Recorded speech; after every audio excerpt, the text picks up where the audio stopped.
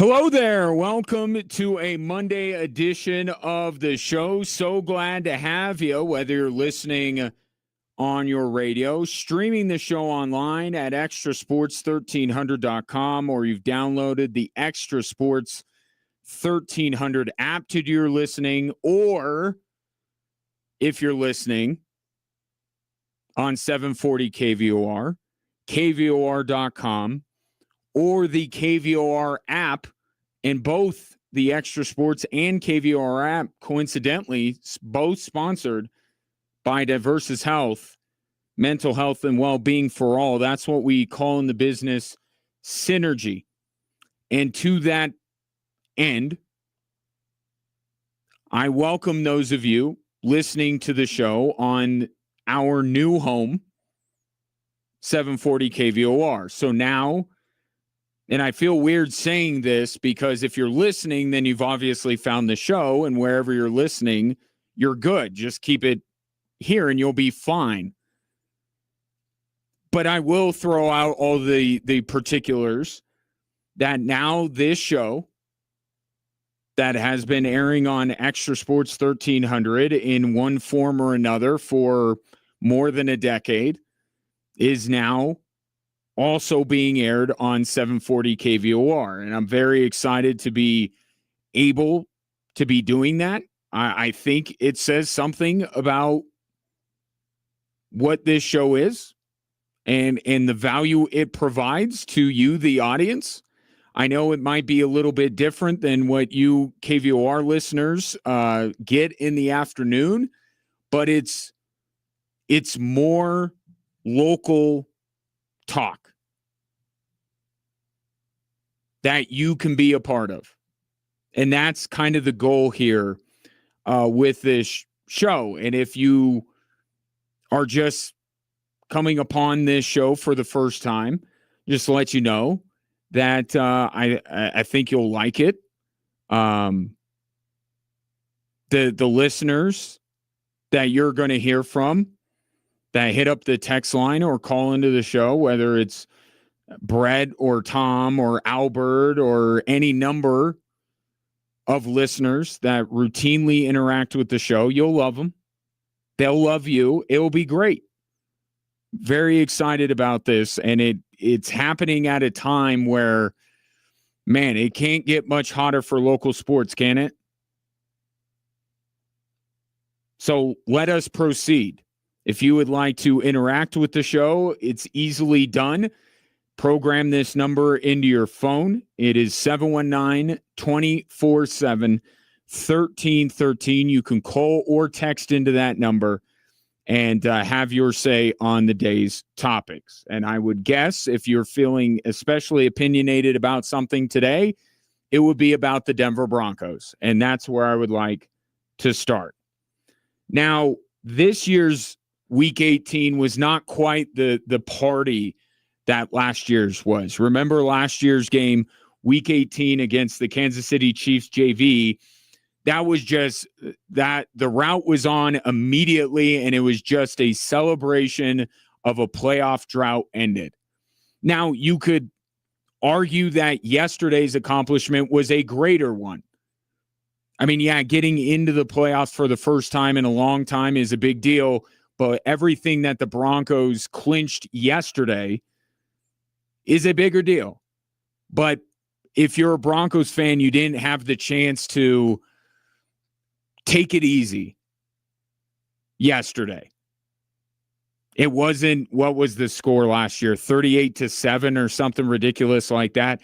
Yeah, yesterday's game against a severely, I won't call them the Chargers junior varsity, but it was a Chargers team that was missing almost all the players other than Keenan Allen because he had to earn a bonus.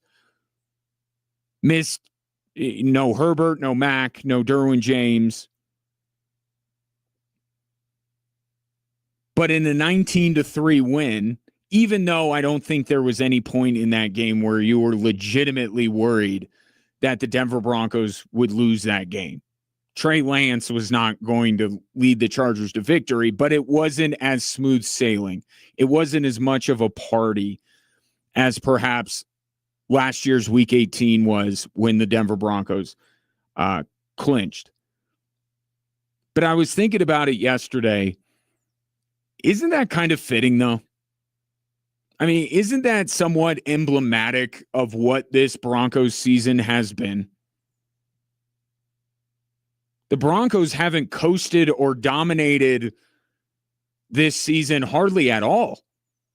I mean, the Cincinnati game,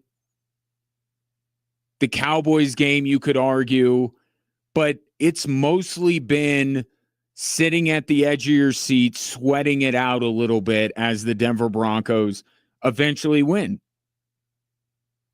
I mean, they set a record this season for the most wins by one score in a single season in NFL history. No one has done what the Denver Broncos did this year and win 11 one-score games. It's ridiculous how good they were in one-score games. And yesterday wasn't a one-score game, but it had some of the same elements, which most notably is you maybe being slightly worried about the Broncos' chances of winning that game. But I've said this, and if you've been listening to the show on Extra Sports 1300, you've heard me say this. If you're new to the show, this will be the first time. I think there is a confidence, even though you're going to sweat it out. You're a fan, right? You're prone to wild swings of emotion. There is a confidence that you have built up with this football team, yes? Even when all of these games have gone down to the fourth quarter or gone down to the wire or aren't blowouts, still deep in your brain or your heart, depending on what you watch Broncos games with first and foremost, there's a confidence there. And it's a confidence that comes from the fact that 11 times this year, the Denver Broncos have come out on top in a one-score game. And I do think that the Denver Broncos deserve credit for being able, you don't win that many one-score games by happenstance, by luck. I just don't believe that. There is a skill involved with it. And the Denver Broncos have close to perfected that skill. It's remarkable how this team, when the game is up in the air, when it is going to be decided, that ball seemingly never bounces the other way.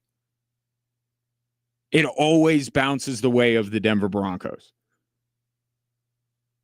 But that was Sean Payton's plan all along. That's his formula. And what it is winning in the margins. Right? Those things that, you know, any one of those things is not ultimately enough to win a game. But you add all of these things up, and that's how you win football games. That's how Sean Payton chooses to win football games. Things like a good defense, a good running game, being better on special teams, hammering into the head of Bo Nix that he needs to avoid costly mistakes at all costs, right? He's hammered it into Bo Nix's brain. Do not take sacks. Although, ironically, yesterday, he got sacked quite a bit. But we're taking a big picture view. We'll get into the micro of yesterday in a little bit.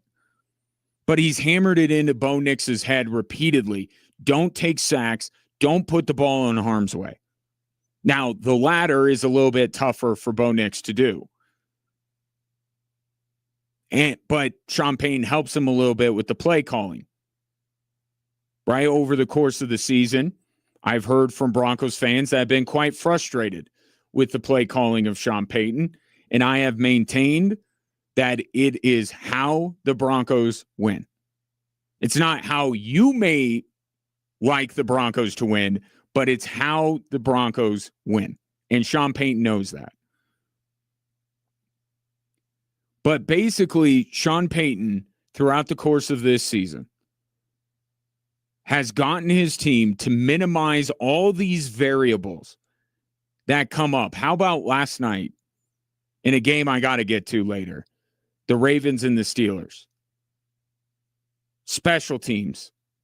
Those margins. How large did they loom in that football game? All of these variables that pop up, maybe not every game, but they're variables that can pop up and cost you a football game. Sean Payton has gotten this team to minimize all of those variables far more often than not,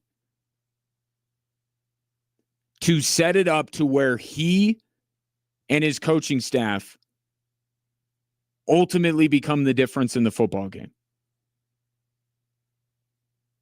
That's what this all is set up to do.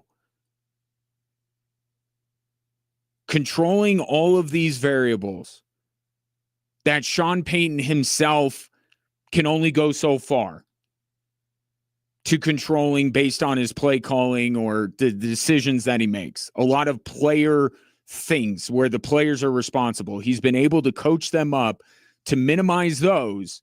So now it's just him and the guy across the sideline from him. And 14 times this year, it's worked.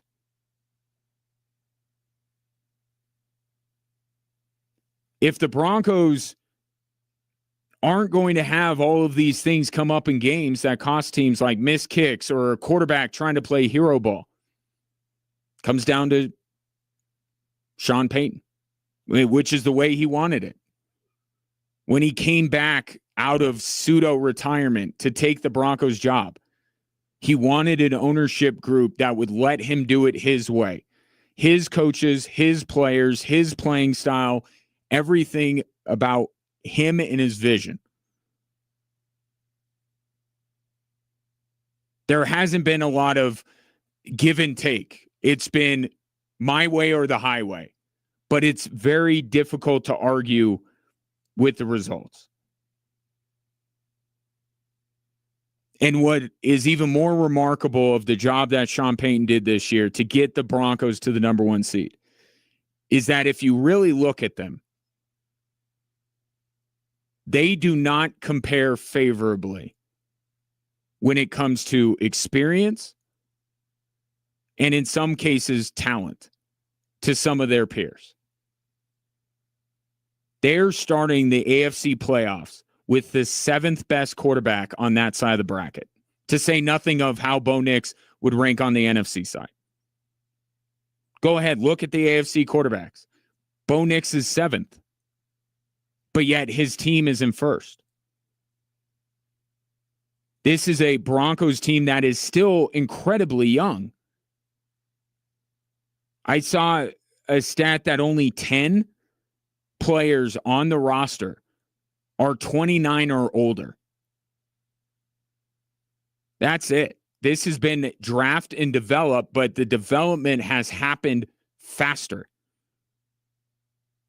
than I think a lot of people, I'll raise my hand, anticipated. This team being the number 1 seed is so far ahead of schedule. Regardless of what happens from here on out, and we'll get into conversations over the coming weeks about where the bar is set now, what the goals are, what would be a disappointment for this team. But you have to say for this regular season, they overachieved. They're ahead of schedule. Made the playoffs year 2, number 1 seed year 3. Sean Payton's plan worked. And he's been able to coach up a young, inexperienced group of players with perhaps less talent than some of their peers and get them to play a winning brand of football when it matters the most. Broncos still have their problems with penalties, not when the game is in the balance. Bo Nix is prone to his mistakes and has his shortcomings, not when it matters the most. So the credit to Sean Payton is he was able to get a team that really didn't know how to win. And he got them to win more than anybody else in the AFC, save for New England.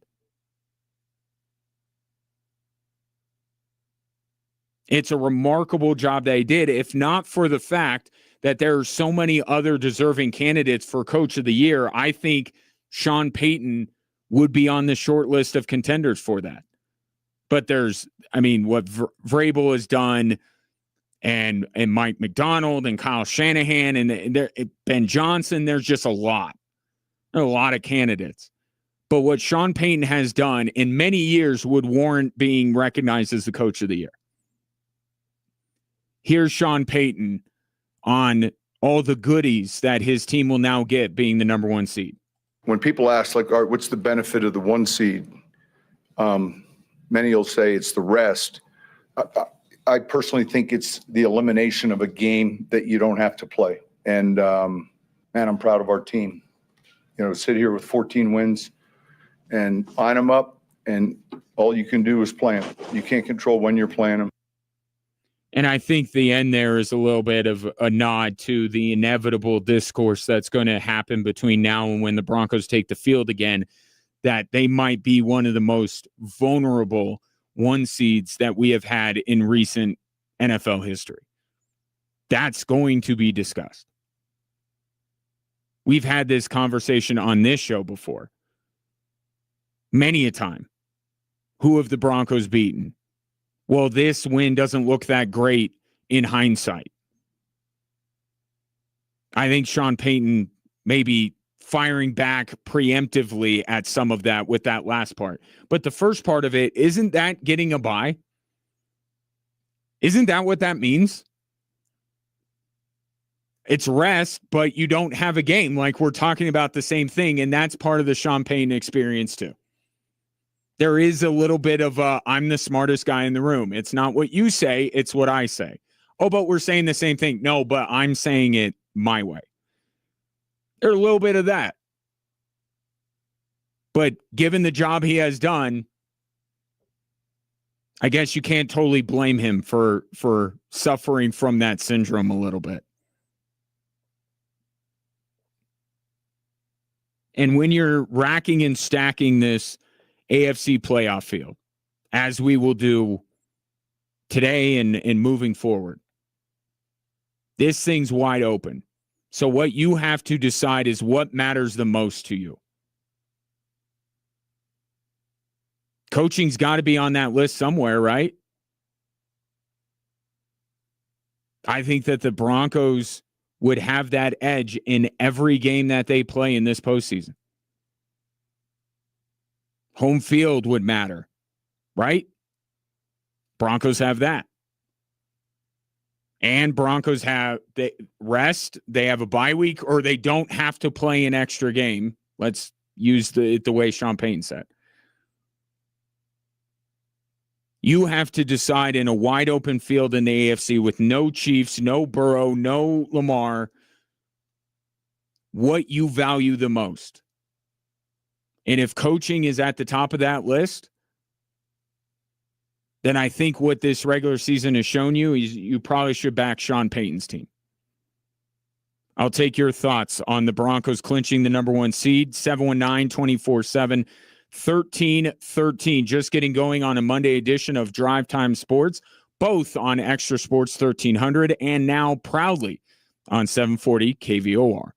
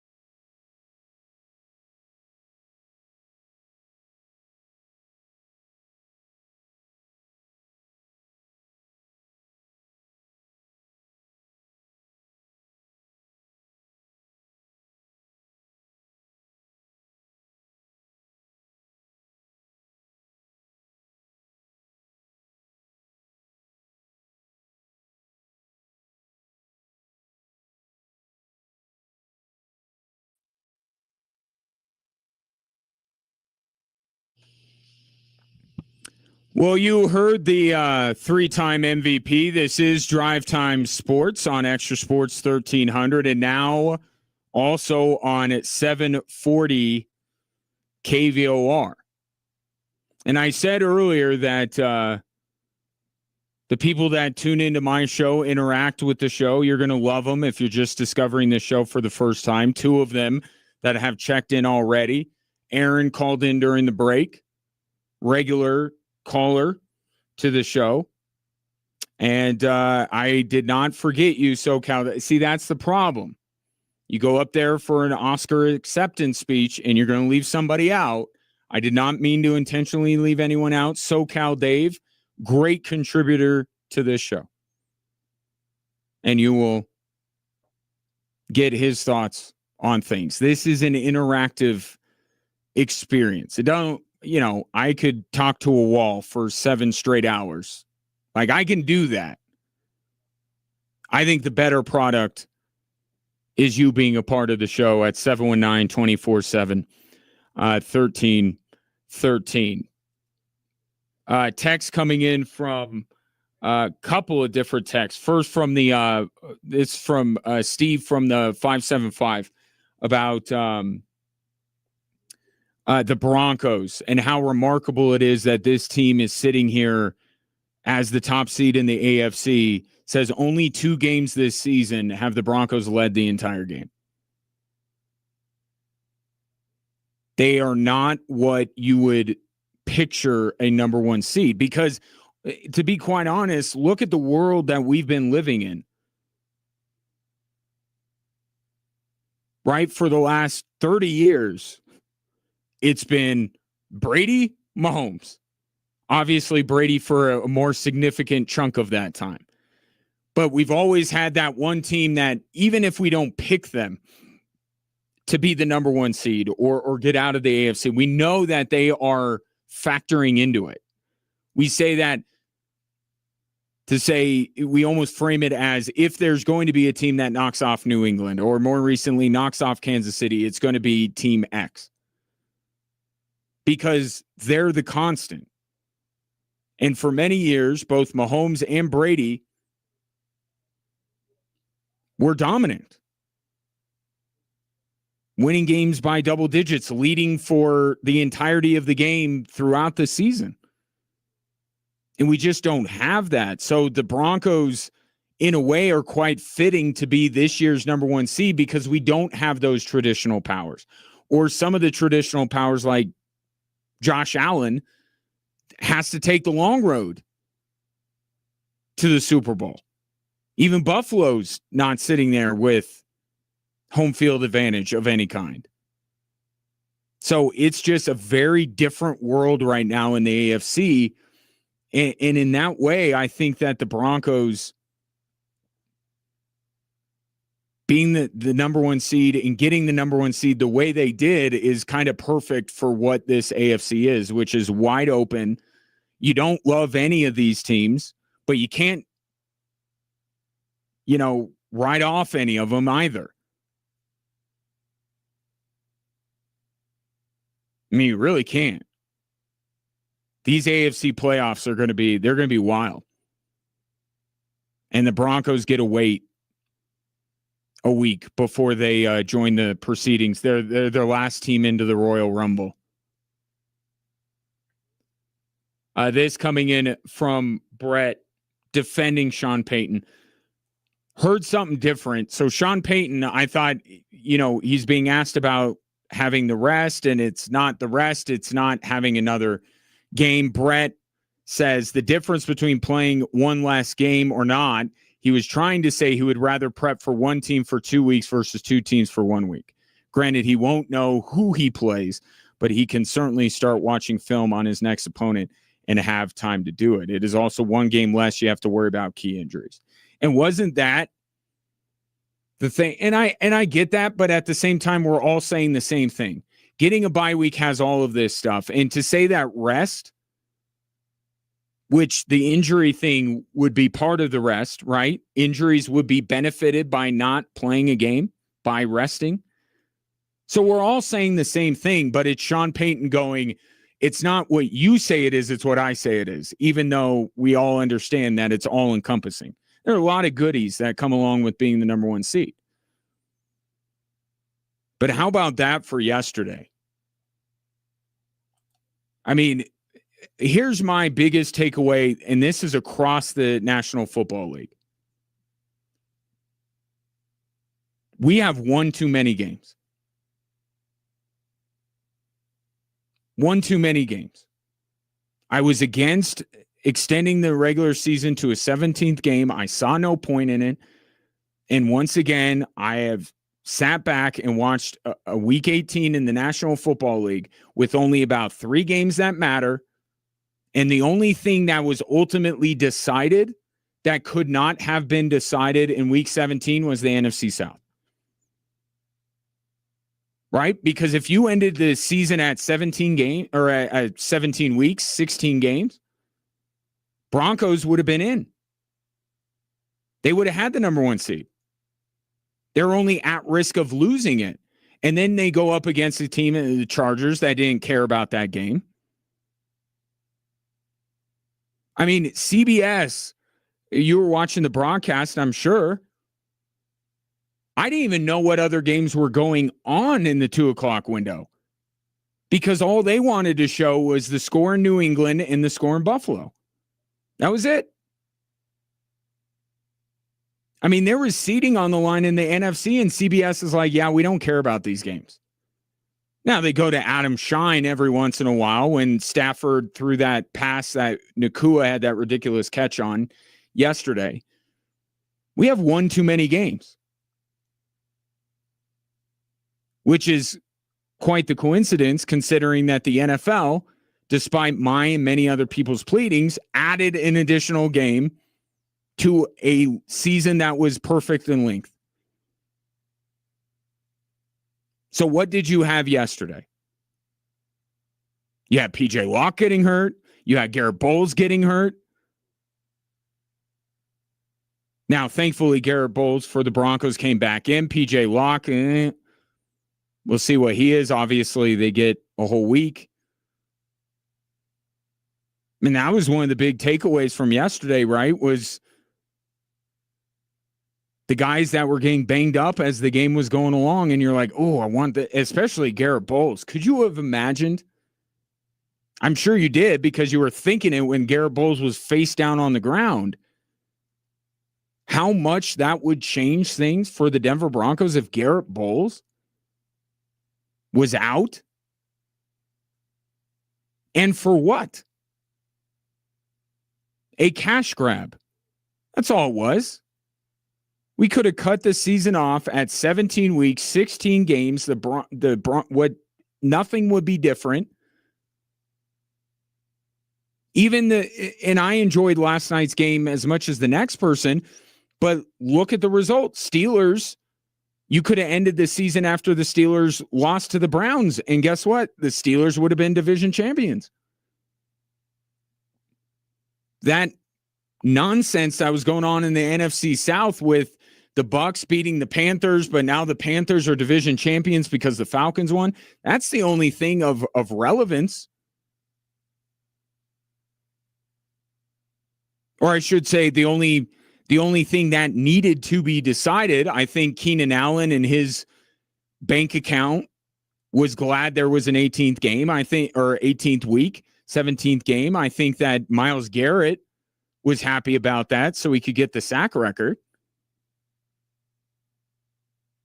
So on a case-by-case basis, maybe, but on the whole, we don't need 18 weeks of NFL football. Give us 17 with 16 games, and let's get the playoffs going. And as a Broncos fan, to see P.J. Locke and especially Garrett Bowles just lying on the ground in a game that 3-4 years ago would not even have existed with everything that the Broncos have to play for. Like, if you weren't on my side when it comes to the length of an NFL season before, you probably were in that moment that Garrett Bowles was down. You really would have been on my side if it would have been announced that Garrett Bowles was out for the rest of the season.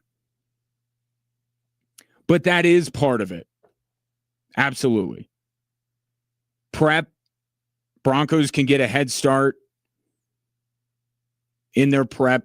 They can rest. They can recover. They can just automatically go to the next round. Like, there's a ton of benefits to it. They're all encompassing. Sean Payton values one of those goodies more than the others. 719-247-1313. Coming up next, how bad is it going to get without Nikola Jokic on the Denver Nuggets?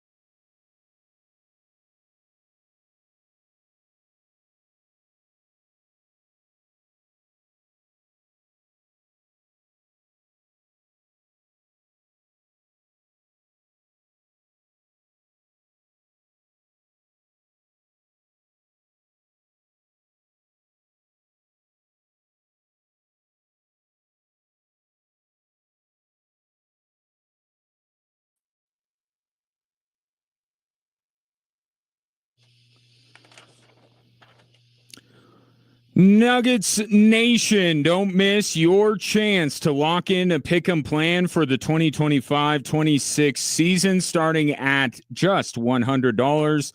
You get to choose 4 games at Ball Arena, save on fees, and get priority access for the 2026 playoffs.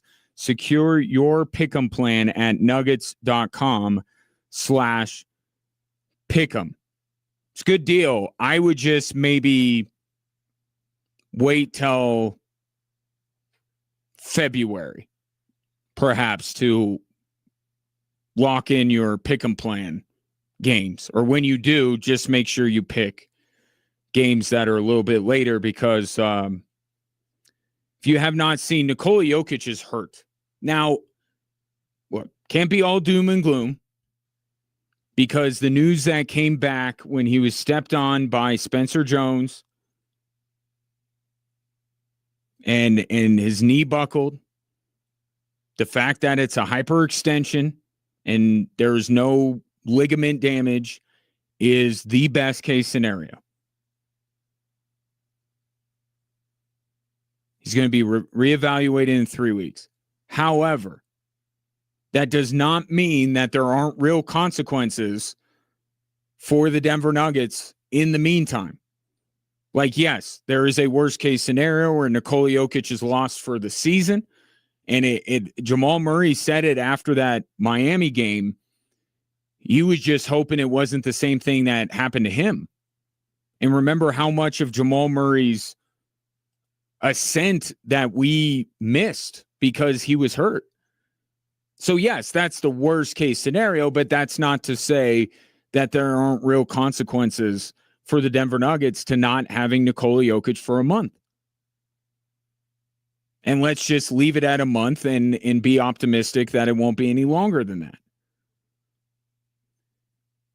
But you've probably already seen, if you've been watching the Nuggets over these last 3 games, or if not, you will see it if you start watching the Nuggets without Jokic. You'll see how valuable this guy is. In case there was any doubt. Around these parts, I don't think there is. But in case there is doubt, watch the Denver Nuggets without Nikola Jokic and tell me that there is a more valuable player in the NBA than that guy. There's not.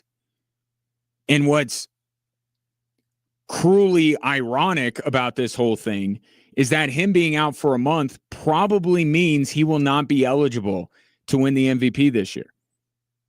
He will probably not meet that 65-game threshold. But while he is out, it will further the idea that there is not one player on any NBA team right now more important to his team than Nikola Jokic is to the Denver Nuggets. And what you have gotten over the last 3 games is a plucky Nuggets team that's trying to keep the ship afloat without their captain. And Jamal Murray, by the way, not that this is necessarily a good thing. I think he was already trending in this direction. Jamal Murray will now be an all-star because he'll have to shoulder so much of the burden and already has. In the last 2 games, he's had 30 plus and 24. He was already playing at an all-star level, and now he's the guy without Nikola Jokic. So if there is a positive, I think this certainly puts Jamal Murray's all-star chances over the top, and he's going to be an all-star. But that's not enough. And you've seen it for 2 games now. It's not enough. They even got back Aaron Gordon and Christian Brown yesterday against the Nets, and it wasn't enough. But the team is battling, right? The team scrapped and got a hard-fought win in Toronto over a good Raptors team. And then they battled with Cleveland over the weekend, fell just short by 5 points. Yesterday, the score was a little bit more lopsided at 12. But this Nuggets team is battling. They're fighting. They're trying.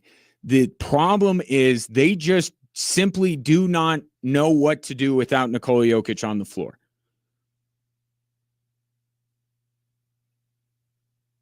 It's like, what would happen to the planets if you just remove the sun? If the planets didn't have the sun to revolve around, what would happen? This is the basketball version of that. I'm sure there's a Hollywood blockbuster made about that subject. But everybody's movement is off of what Nikola Jokic does. And you see a team that they're playing hard, they're trying to win basketball games. It's not like they are devoid of talent without him, but they're rudderless.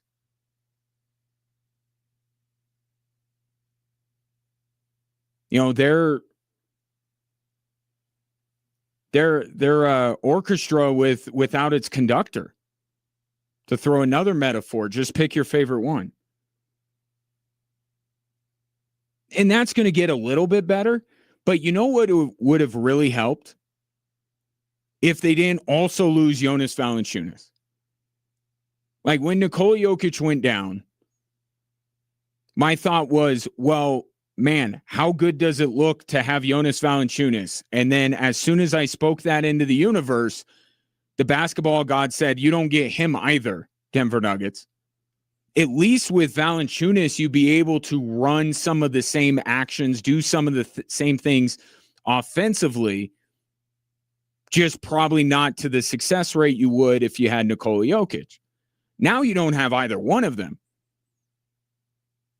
You don't have Nikola Jokic and you don't have Nikola Jokic's stand-in. And David Adelman right now, he's just throwing stuff at a wall and seeing what sticks. Yesterday, he brought Aaron Gordon off the bench.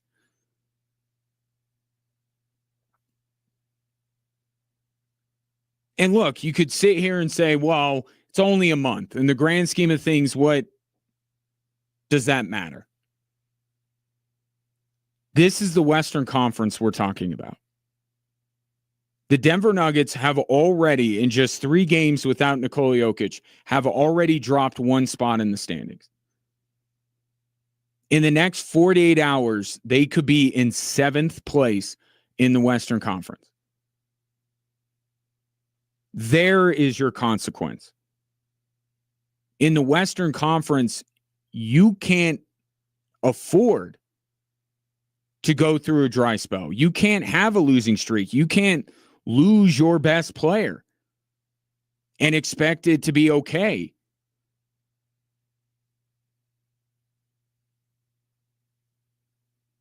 The Denver Nuggets are not going to be able to win an NBA title if they have to go through the play-in.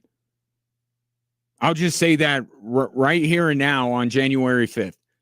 If the Nuggets are in the play-in, they're not winning the title. That is not a road that you can traverse, even if you are getting back Nikola Jokic.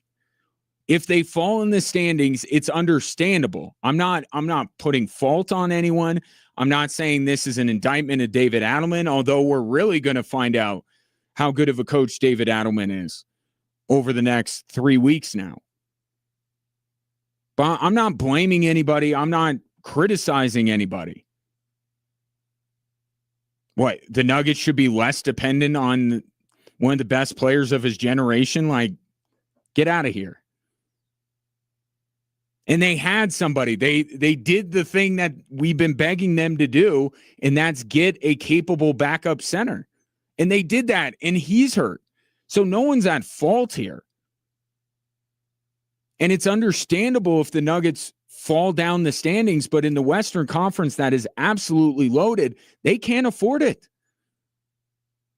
They can't afford to be playing in the play-in. And then you want to talk about having, if you survive that, another manufactured cash grab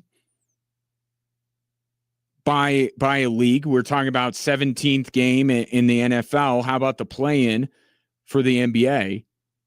I could do away with that. Never been a fan of it.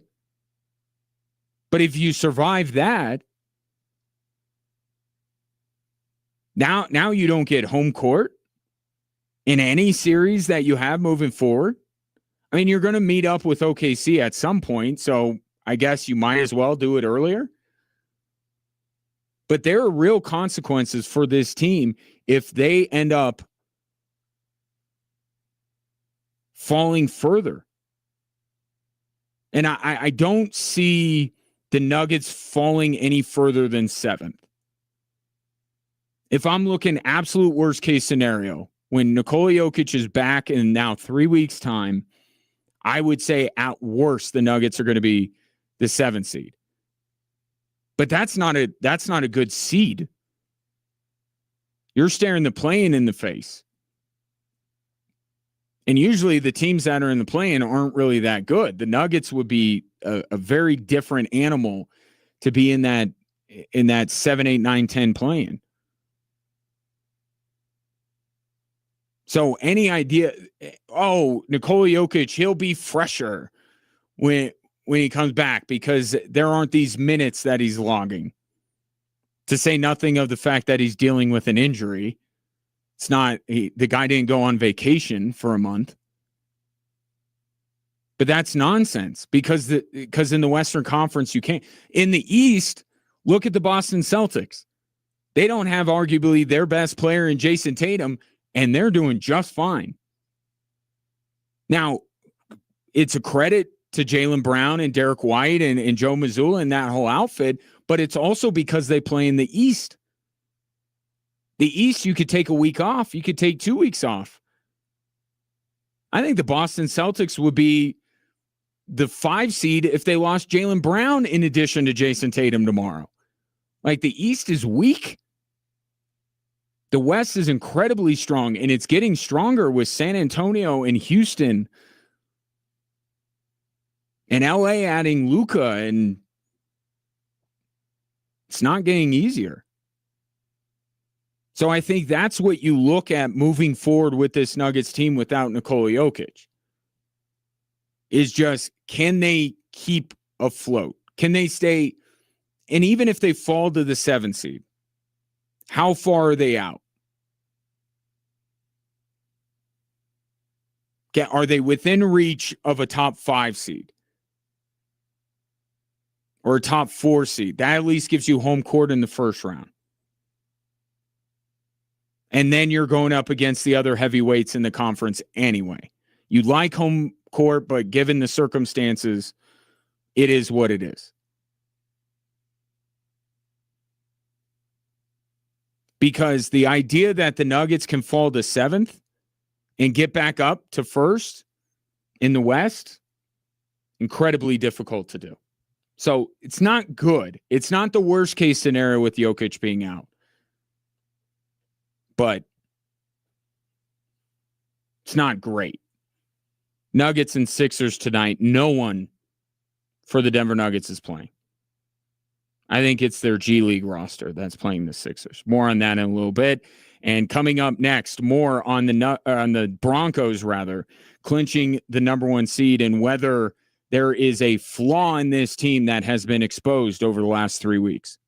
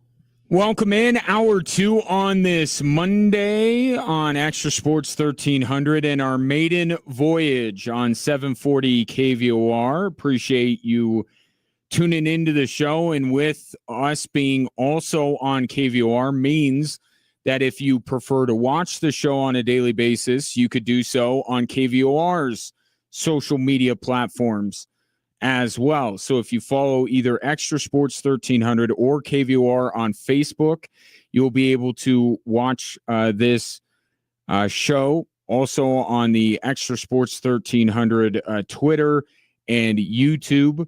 Or if you follow me on any of those platforms, I won't get into all of them now because it's a lot. Just know that there is another way to consume this show on a daily basis, and that is by watching on social media. Easiest place right now is Facebook. It's on Extra Sports Facebook. It's on KVOR's Facebook. And while you're there, like, subscribe, and most importantly, comment, because this is an interactive experience, or at least I try to make it an interactive experience. If you want to contact the show in the more traditional way, 719-247-1313. You could call or text into the show. So 19-3, Broncos get the win that they needed over the Chargers, and now they are the number 1 seed. They will have a bye week. They will have home field advantage. But you are probably happy about that, and why shouldn't you be? But has there been any level of concern over these last 3 games that the Denver Broncos have played? Just this last month of the season, in terms of what may keep the Denver Broncos from ultimately making it to a Super Bowl? Because I think what you have seen with it started with Jacksonville. Kansas City did some of this, and the Chargers did some of this yesterday. And it's about the way they play defense against the Broncos offense.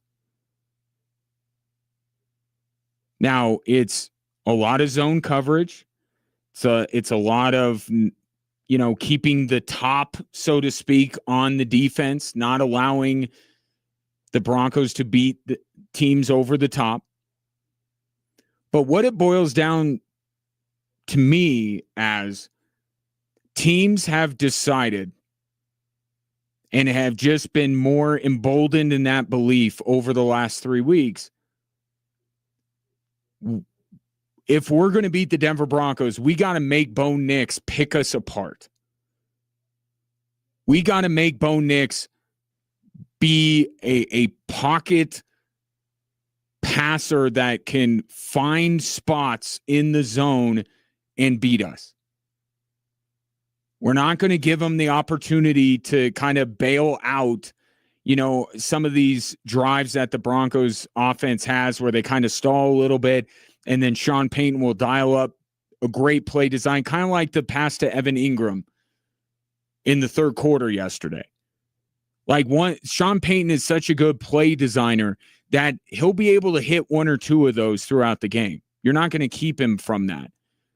But Bo Nix has been one of the, I don't want to say prolific because the results aren't prolific, but he's top 5 in terms of passes over 20 yards that he's attempted. So that's been a part of the Broncos offense. And I think that a lot of people, including those in the NFL, are a little bit late to catch up to go, oh, they do throw it down the field with Bo Nix.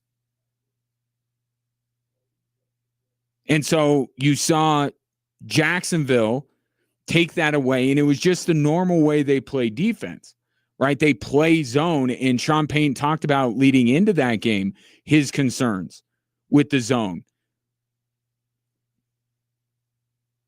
Right? You can't rely on one-on-one matchups.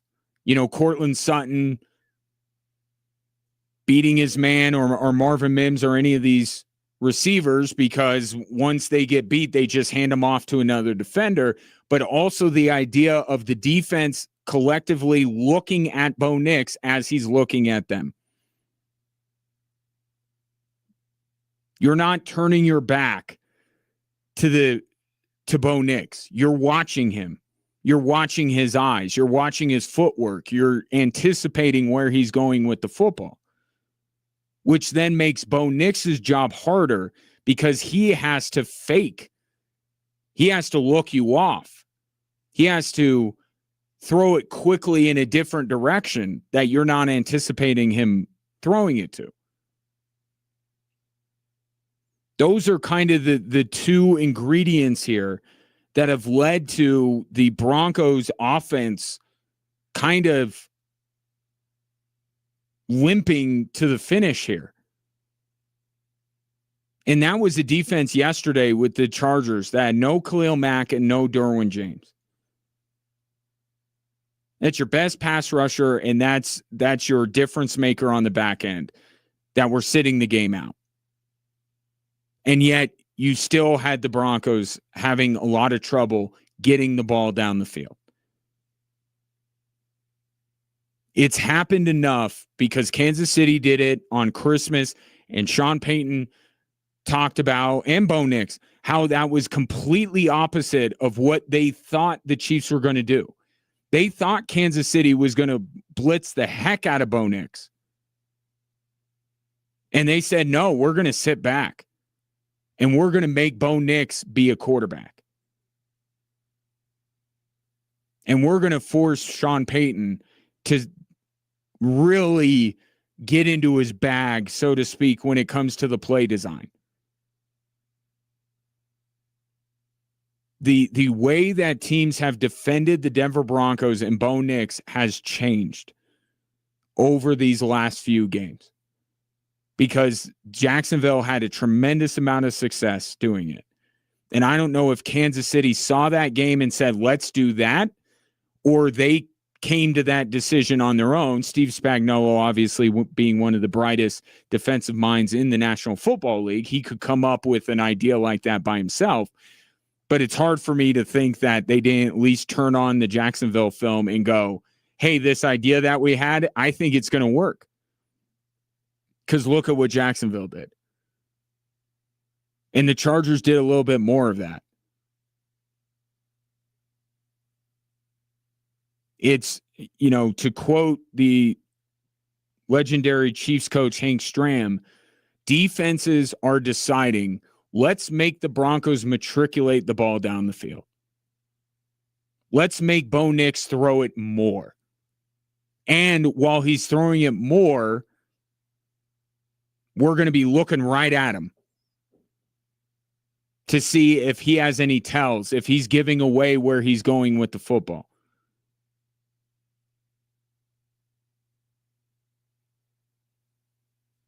The Denver Broncos are now being forced to inch their way up the field. And if they have to do that, that increases the probability that Bo Nix at some point will make a mistake with the football, because it would do that for all quarterbacks, right? This is not me picking on Bo Nix. That would be true of every quarterback. The more you make a quarterback throw, it is reasonable to think that the higher the likelihood that he makes a mistake. But then when you couple it with a quarterback like Bo Nix, the likelihood is even greater. And we saw some of his decisions with the football against Jacksonville. And we saw how difficult it was for the Broncos to move the ball down the field against Kansas City's defense. And now you get a third game with LA, a team that, by the way, the Broncos have had their fair share of issues with in the past. Even shorthanded defensively, still being able to hold down the Denver Broncos offense. The only saving grace for the Broncos offense yesterday was the defense's ability to create turnovers. Jaquan McMillan with the pick six was the only offense that the Broncos, and I say offense in quotes, that the Broncos generated for 3/4 of the football game. They even got a strip sack on Trey Lance and couldn't turn it into a touchdown.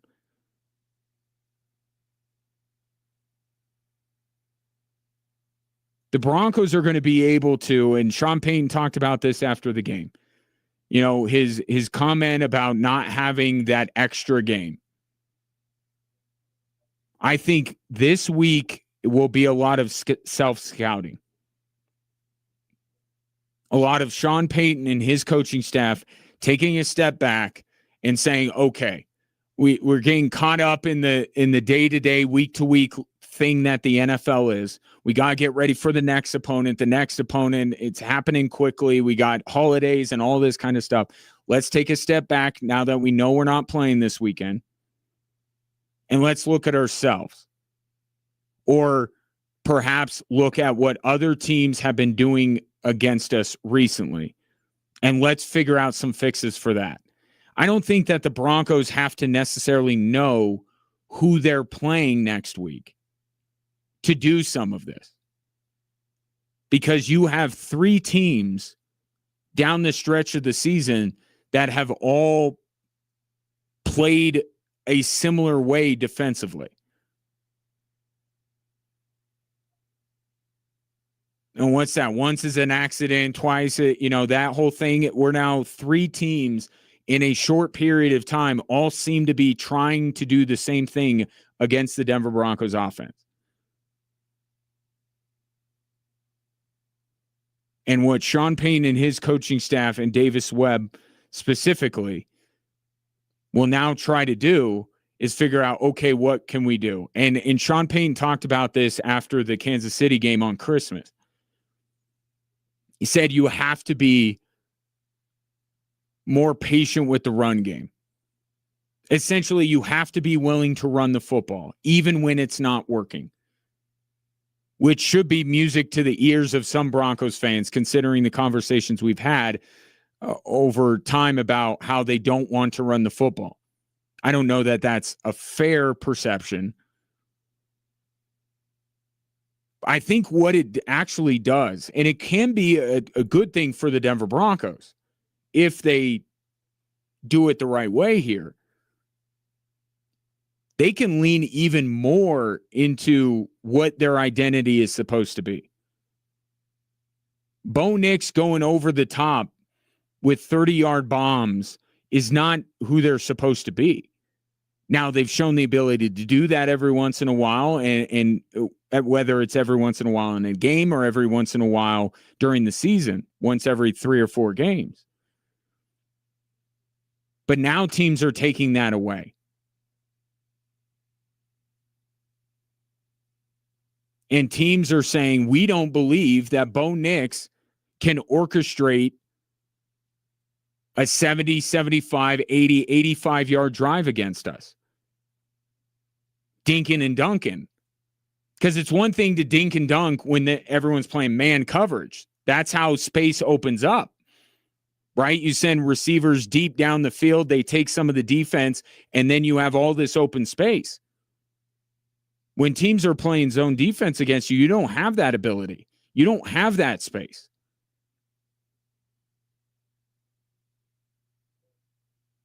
Teams are essentially saying, we don't believe, or at least our best path to win is for us to put it on Bo Nix to quarterback his way out of games. Like true pocket passer quarterbacking. That's what teams, I think, are going to do, regardless of who the team is that the Broncos face in a couple of weeks. And Broncos got to figure out their counters to it. And I think you saw one yesterday. It's Bo Nix's legs. Here we are, the season coming back full circle. We're talking about how Bo Nix needs to run the ball more. At times, that was the only positive plays that the Broncos had, was Bo Nix running the football. Even though teams are saying, hey, Bo Nix beat us 3 to 5 yards a pass at a time, you can beat them that way if you're able to, but also running them out of it. Right? That's why Sean Payton said after the Kansas City game, you got to be more patient with the run game.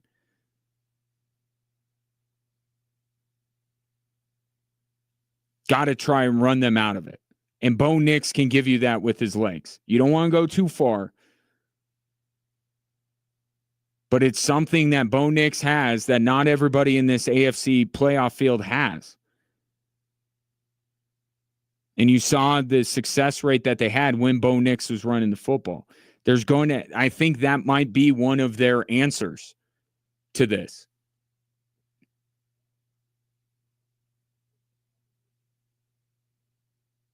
But it sure seems like word has gotten around the NFL on how you stop this Broncos offense. And Jacksonville's been successful, Kansas City's been successful, and the Chargers, all told yesterday, were quite successful. So this is a homework assignment for the Denver Broncos as they're sitting on the couch with this bye week. 719-247-1313. Take your thoughts on the Broncos clinching home field advantage. Let's ask the big question today. In fact, it's on our social media, whether it's KVOR or Extra Sports 1300. Broncos got the 1 seed. They got home field. Is their next road game going to be in the Super Bowl? Kind of take the temperature a little bit after the regular season comes to an end. And the regular season, speaking of, came to an end in spectacular fashion last night. What a game. Got to talk about that next.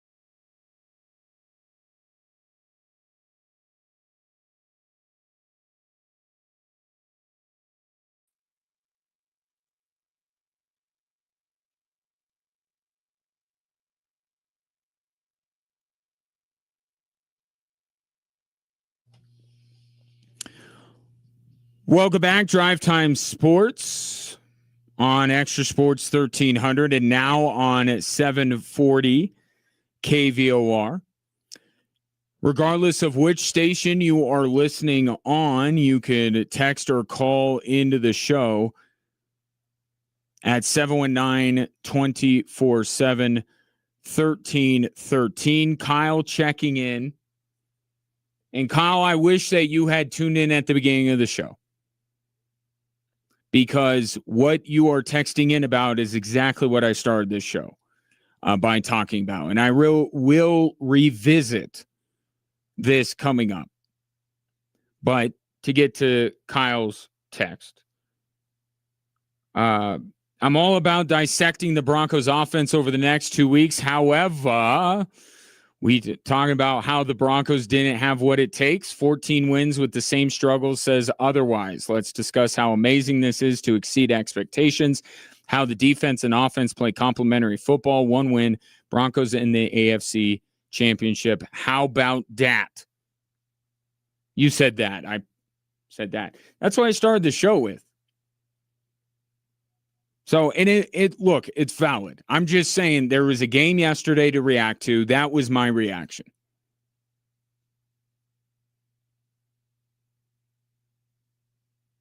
But it is, and to your point, Kyle,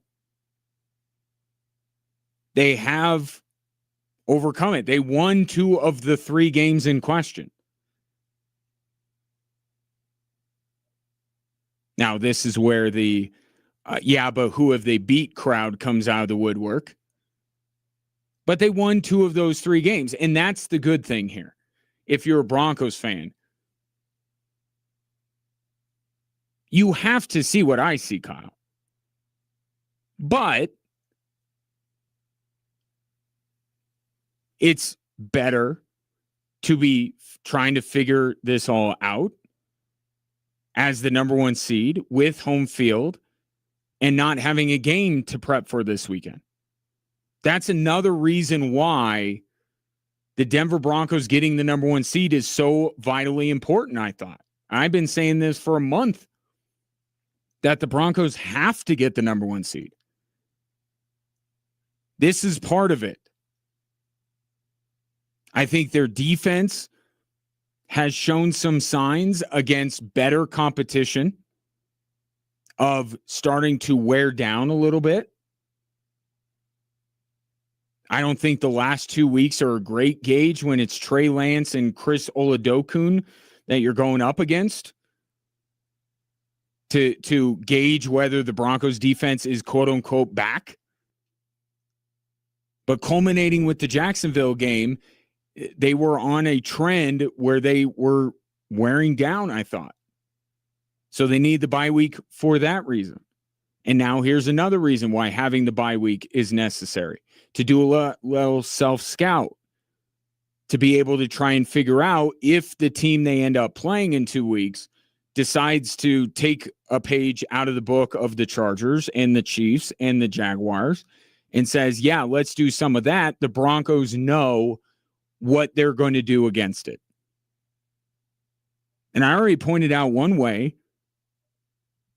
Bo Nix using his legs. It's not to say that the answers can't be found.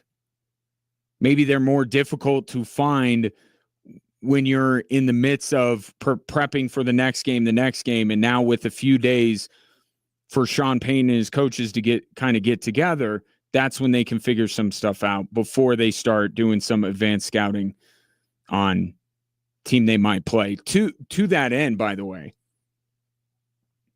we can get into this as the week goes along. Who do you think the Broncos are going to play? If everything goes chalk this weekend and Monday, it's the Steelers coming to Mile High in the division round. I don't think it will be chalk. I think that the Denver Broncos are going to play one of the following 3 teams. And I haven't landed on who I think it will be yet. I kind of think it's Buffalo. As much as I like Jacksonville, I think Buffalo,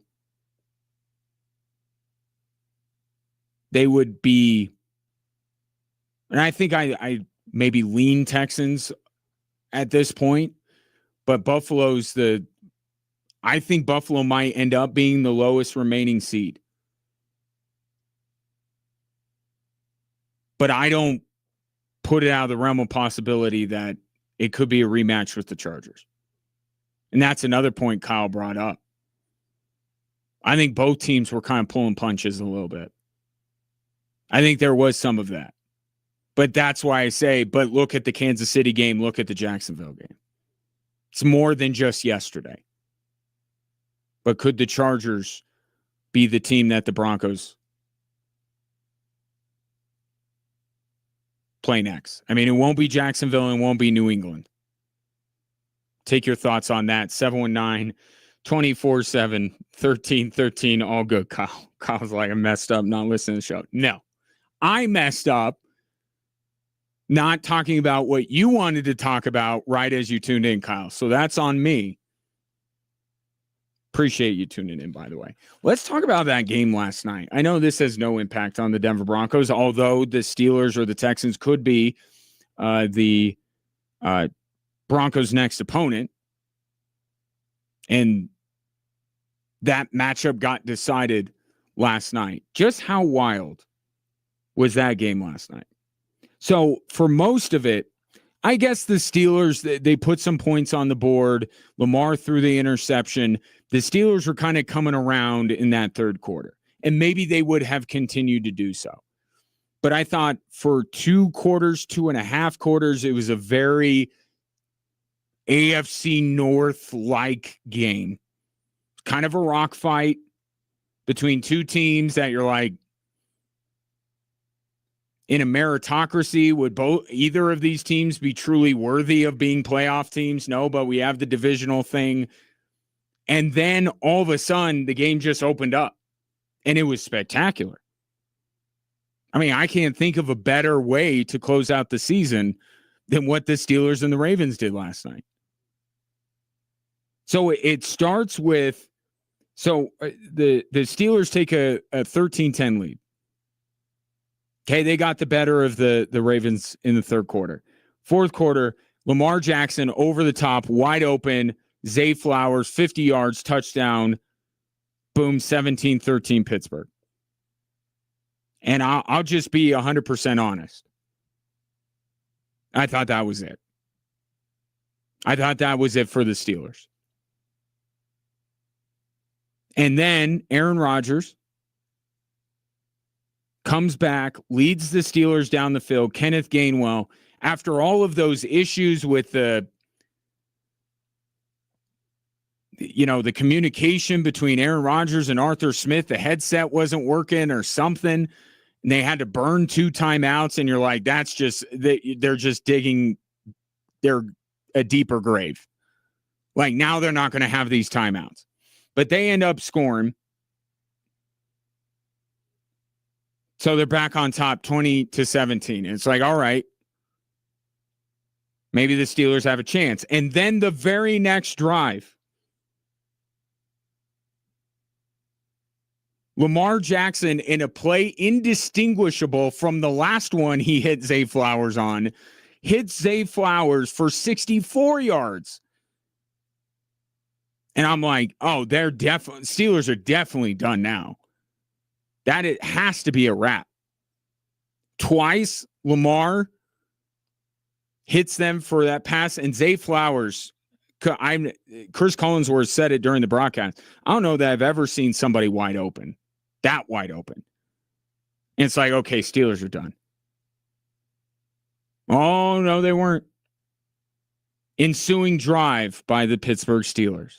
Rodgers gets the snap. He's back to pass. Looking left. Going deep left. Man wide open. It's caught. Touchdown Pittsburgh. Touchdown Steelers. Calvin Austin wide open down the left side. A 26-yard touchdown. And with 55 seconds to go, Pittsburgh has taken the lead. Amazing. Steelers score less than a minute to go. And at worst, you're thinking, okay, maybe the Ravens go down the field and kick a field goal, but that would only tie the game.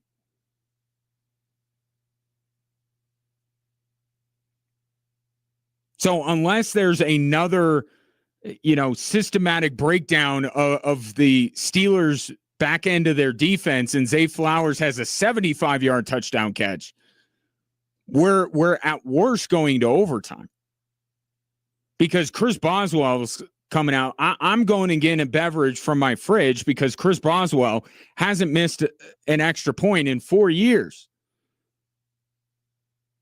And then this happens. Boswell for another big PAT. His kick is up. It is no good. He missed it wide right. Guess what I said at that point? Steelers are done. Steelers are done. For the most reliable, and the Steelers have a lot of flaws. Chris Boswell is not one of them. He's been their most reliable player, arguably, these many years. Although I do seem to remember a time where Mike Tomlin always went for 2 because he didn't trust him kicking extra points. Ray Dominguez, who's producing today, can correct me if I'm wrong on that. But Chris Boswell has been automatic. 4 years. He's gone without missing an extra point. And he misses one there, and we're back to the Steelers are done. Steelers are done. And they're really done after this. Here's the snap. Blitz coming. Jackson looking. Throws down the field. Got Likely open, and he makes a leaping catch inside the 25. Isaiah Likely climbs the ladder, snatches it down at the Pittsburgh 22. Timeout with 12 seconds to go. What a catch by Likely. So it's like before you're thinking, oh, the Ravens, they got to get around the 30, 35 maybe they're going to inch down the field and just get right into that range, kick a field goal, be over. Nope, went over the top, Likely with the catch. And it's like they might score a touchdown to win the game.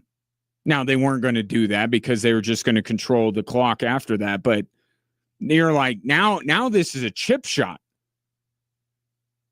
It's over. Steelers are done. Mike Tomlin's fired. Aaron Rodgers does whatever the opposite of riding off into the sunset is. And then this guy steps up, Tyler Loop. Again, a very good season. But last night, man, whatever that was, it came for everyone. This will be a 44-yard attempt. It will come from the middle of the field. It's for the division. Loop is ready. Here's the snap, the spot. The kick is on the way. It is no good. He missed it. It's wide to the right. And the Pittsburgh Steelers have won the division. The Steelers are going to the playoffs. All of those clips courtesy of Westwood One, and you heard it, on regardless of what station you're listening to this show on, it was on KVOR and Extra Sports last night. Just an insane way to close out what has been, especially on the AFC side. I thought that the Broncos, the way they beat the Chargers yesterday, was fitting. It was a fitting way for them to clinch the number 1 seed. The AFC, which nobody has what this is right now. Broncos 1, Patriots 2, Jaguars 3, Chiefs out, Ravens out. No one had this. And even as of a month and a half ago, you thought that the Colts were shoo-ins to be in the playoffs. For a year that has been absolutely upside down in the American Football Conference, can you think of a better way to close out the season than its last playoff spot being decided in a game that was absolutely drunk like last night's was? Completely unhinged, completely chaotic and wild. I'm not sure either team is that good, but someone had to get the last playoff spot, and just insanity, pure straight chaos, just absolutely a perfect way to end not only this particular NFL season, but especially on the AFC side where everything that's up is down, everything's black that's white. It's been nuts. But the Steelers are in. And if everything is chalk, Aaron Rodgers and the boys will be visiting Empower Field in a couple weeks' time. Today, a day for the Steelers and the Broncos to be celebrating and other organizations to be making heads roll. It is Black Monday, the latest next.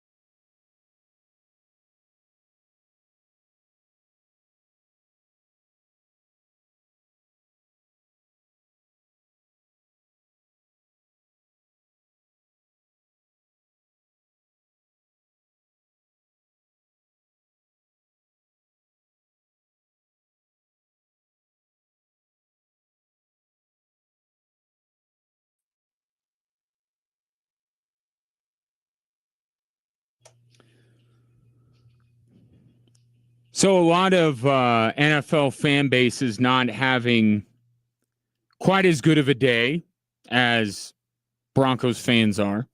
Although, depending on what fan base you ask, this could actually be a good day.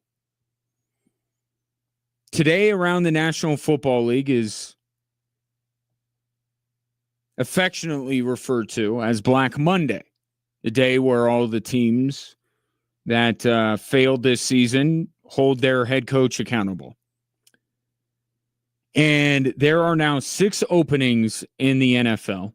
And I want to talk about all of them or just look at them as a group, but I really want to single one out. The Vegas Raiders completely botched this. And I'm not saying firing Pete Carroll. I'm saying the whole thing. This entire idea that the Raiders had. We're going to bring in Pete Carroll, right? And we're going to, in a division with Reed and Harbaugh and Peyton, we're bringing our own coaching heavyweight to the table. And we're going to make the AFC West the best coached division in the National Football League. And what we are going to task Pete Carroll with is building a culture. Right? He's going to build a culture of winning. And it's not just going to be with him on the practice field or the way he coaches up the players, but it will also be because we'll win. Not winning the division. The expectations were not that lofty in Vegas. But what the Raiders were supposed to be is kind of this veteran-led, plucky, well-coached team that they're going to win some games that you're like, really? The Raiders won that game? You're going to play spoiler. The Raiders, in effect, were not tanking this year. Right? They weren't worried about their draft pick. They were saying, we want to instill a culture of winning, and we're going to get the winningest coach that we could possibly find. And Pete Carroll was never long for that job. In fact, I think either way today, Pete Carroll was going to be done as the Raiders coach.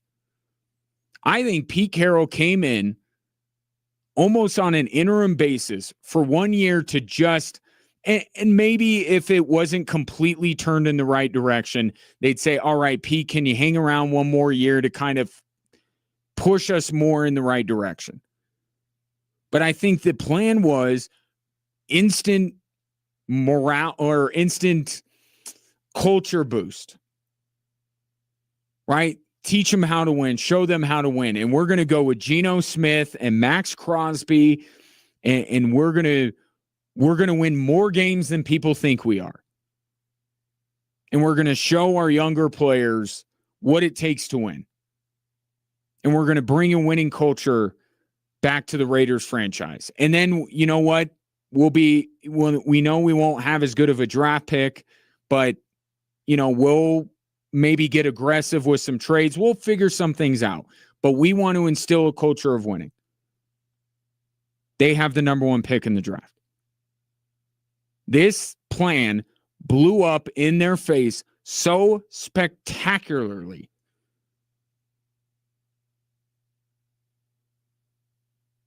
I mean, they drafted Ashton Genty with this in mind, because who in their right mind that is 3 to maybe 5 years away from being relevant takes a running back in the first round? History would tell you that Ashton Genty's best years will be behind him by the time that a 3-year rebuild is completed in Vegas, let alone if it takes 5. But why did they draft Ashton Genty? They drafted Ashton Genty because if we have a good running game with Geno Smith, we can win some games. And they started to. They beat New England. And that actually came back to hurt New England. The reason why the Broncos are the number 1 seed and not the New England Patriots is because the Patriots lost to the Raiders. So in the end, I suppose that the Raiders did some of what they were trying to do. They did it that one time, but they didn't. And yesterday's game means nothing. In fact, I'll say this as a Chiefs fan, I'm glad that the Raiders won yesterday. I'm happy about it. Chiefs haven't had a draft pick this good in a decade and aren't going to have one for another decade after this. I want the worst draft pick possible.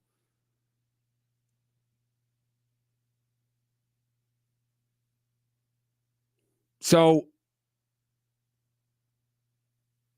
like, the whole plan was, you want us to tear down and rebuild and start over and tank and all this kind of stuff.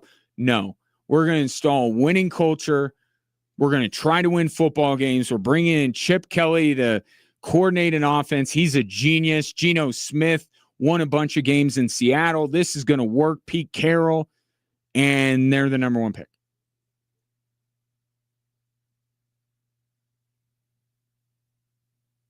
And they almost screwed it up.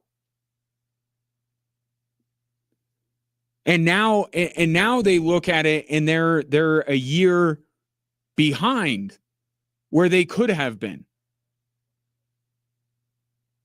Right? They're a year behind where they could have been if they just would have looked at themselves in the mirror and said, we have an opportunity to zig while everyone is zagging. Chiefs are the Chiefs. Chargers are going after the Chiefs.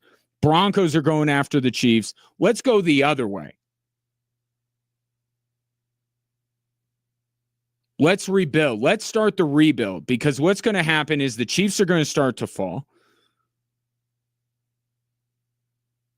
And the Broncos will have to eventually play Bo Nix, which is going to strip them of a lot of their talent. And the Chargers, over time are going to lose some of their best players, Khalil Mack, Derwin James, Keenan Allen, etc. And we're going to position ourselves to where we're ready to rock. When everyone else has fallen, we're rising. And now they're still going down that path just a year later. And they're having to look for a new head coach. And they have nothing gained from last year, except they're looking at Ashton Genty like,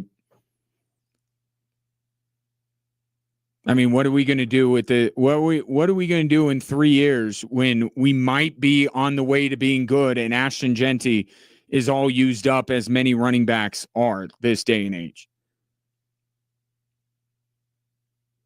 So there are a lot of failed experiments around the league that are getting a spotlight cast on them with Black Monday, but that's one that deserves its own recognition. The Raiders had a clear plan, and in pure Raider fashion, it did not work at all. And now they're starting from square one. 5 other jobs are open. Not all of them just today. Obviously, the Titans and the Giants, we knew they would have openings. So all in all, pretty quiet. I mean, four firings today, but I wonder if there's more coming. There's a couple of NFL teams that the way their seasons ended, I wonder if they want to take a beat and really think it through, but I think ultimately there may be a couple of other jobs that come open by the end of the week. I'll tell you what those are coming up in a little bit. We'll hit the 3 stories that are driving the show, but in the meantime, guys, ladies, in today's world of AI and filters, what's real anymore? Your health is real. And so are the experts at Synergenics and Low T Center. If you've been feeling tired, unfocused, or maybe just a little bit off, it could be for you guys low testosterone. And at Synergenics and Low T Center, you meet with a real provider, not a chatbot, and get real medication, never compounded hormones like other places have. And right now, for a limited time, the men's TRT test is free. And ladies, if you want to take a hormone test, you can. And yours is just $90. Normally $299. It's $200 savings, I think. Math is never my strong suit.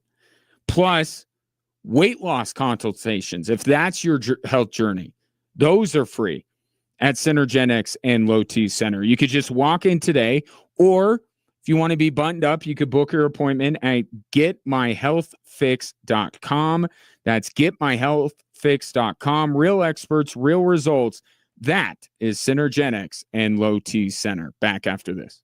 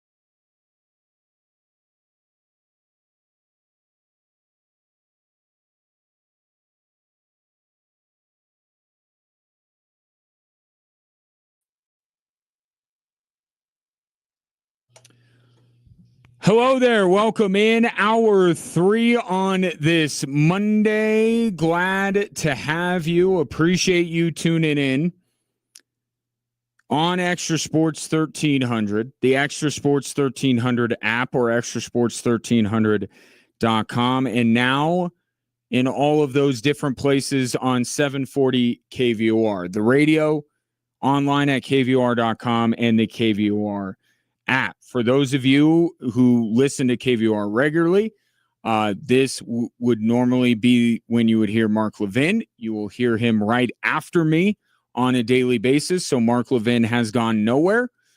He will still be on at 740 KVOR.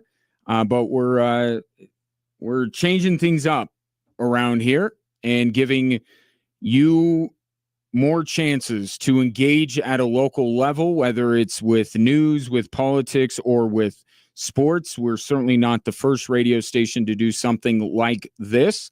In fact, there's a very big one just to the north of us that does this, and are excited about it.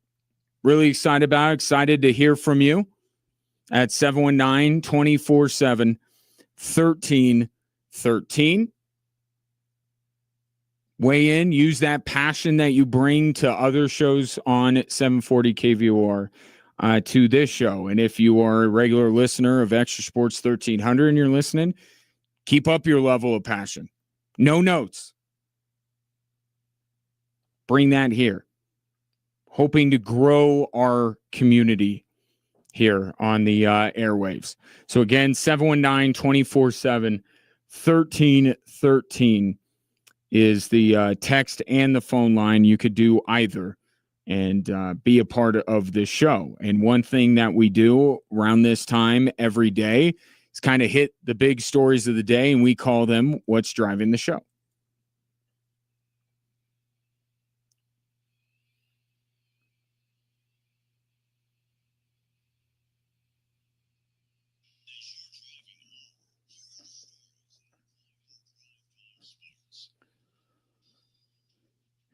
All right, and we begin with the Broncos clinching everything yesterday. And lands from the pocket, gets picked off the deflection, and here we go with the run back inside the 20. McMillan is in for the touchdown.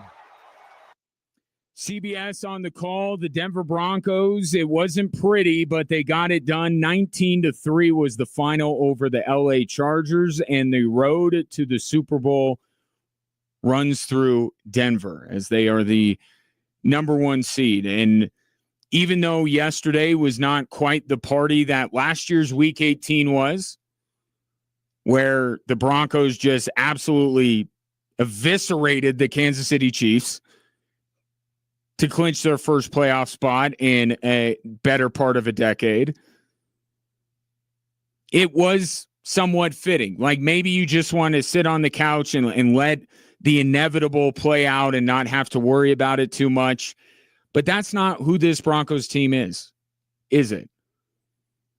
They have won 11 games. Actually, by this year's Broncos standards, yesterday was a walk in the park. They set an NFL record this season by winning 11 games decided by one score. This team has repeatedly and constantly made you sweat, made you be on the edge of your seat, made you maybe doubt them on occasion, more than one occasion. But ultimately, they got it done.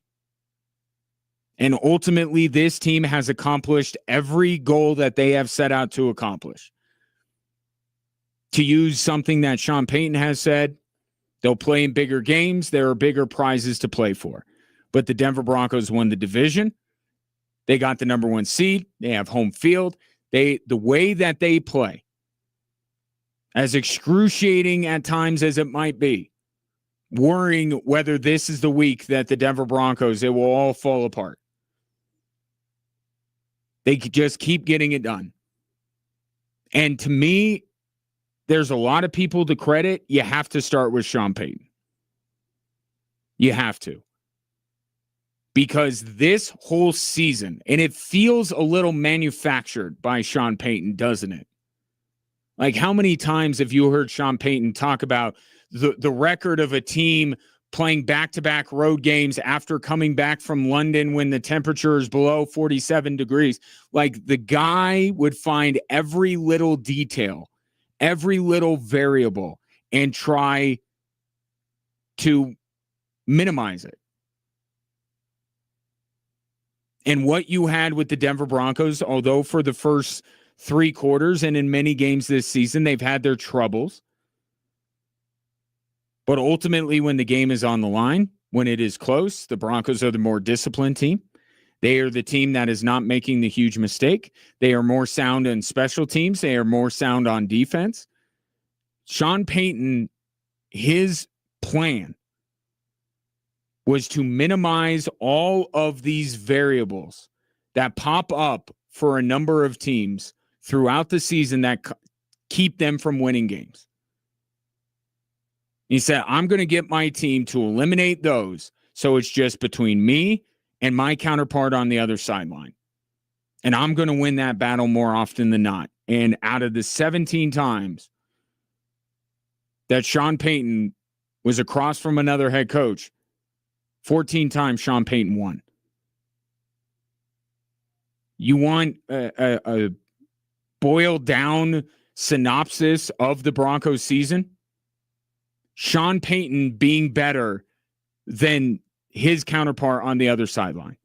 That's why the Broncos are where they are. And what's remarkable about it is that this team is at some positions not as strong as some of their peers. Just look at the quarterback position, for instance. Rank the 7 AFC quarterbacks and tell me if Bo Nix is any higher than 6th. But yet, here the Broncos are with the number 1 seed. Broncos are also one of the younger teams in the National Football League. Last year, getting to that one game in Buffalo was the only playoff experience 90% of the roster had. This is still a very young team. So not only did the vision work, the vision worked with a roster that it probably shouldn't have worked with. This Broncos team is so far ahead of schedule with a second-year quarterback, with the amount of young players that they have and how little playoff experience they have. Sean Payton got them to minimize all these other variables to where even when the game is in the balance, and it could go either way, that proverbial ball or literal ball doesn't bounce the other way. 14 times this year, 11 of them in one-score games, the ball has bounced the Broncos' way. In a year where there isn't as much chaos as there is right now and as many new teams popping up here, Sean Payton would win Coach of the Year. He certainly has a Coach of the Year season. But there are a lot of people, especially look at the NFC. Mike McDonald, Kyle Shanahan, Ben Johnson. Like, the competition for Coach of the Year it's a crowded field.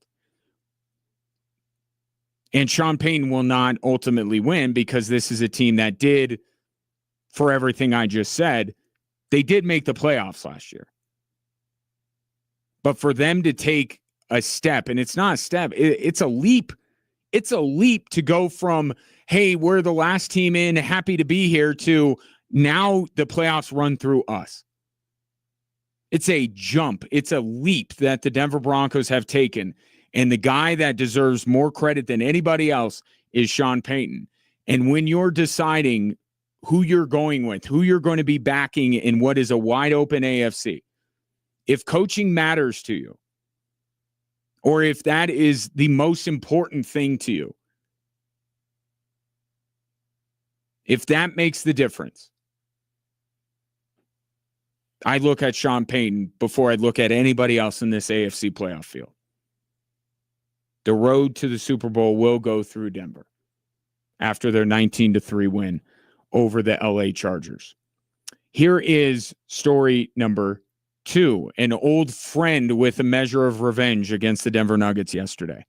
We had enough good players to where we could create a good shot in a different way. I didn't need to come off of a screen and be high usage in that way and shoot some of the tougher shots that I'm shooting here, which I can make. But over there, those may not be considered the most highest percentage compared to what we could get. So that's with every good team.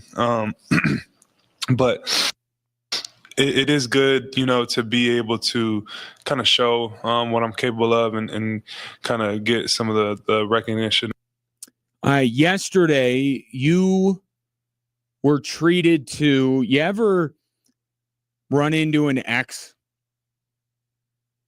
and you say to yourself, you don't say it out loud, you certainly don't say it to your new partner, but in your head, you're like, man, they look good. It's Michael Porter with the Denver Nuggets. And yesterday they got a front row seat to Michael Porter Jr. Unleashed. He scores 27 points yesterday, grabs 11 rebounds and dishes out 5 assists as the Brooklyn Nets beat the Denver Nuggets 127-115, and it wasn't just Michael Porter, for one game having an out-of-body experience because he was playing the Nuggets. This has been Michael Porter this whole time. This whole year, he has had by far his best season in the NBA. His numbers are dwarfing anything he did in Denver. But what may accompany you seeing your ex and how good they look? Saying, man, maybe I messed up. If you're a Nuggets fan, don't think that. Don't let that thought enter your head. Because Michael Porter is certainly better off without you. You're okay without him. Right? In fact, with the rash of injuries that the Denver Nuggets have had, it's almost like it doesn't matter how many trades or how much depth the Denver Nuggets have. It doesn't seem to be enough. But could you imagine where they would be right now? Oh, you can. Where they are right now.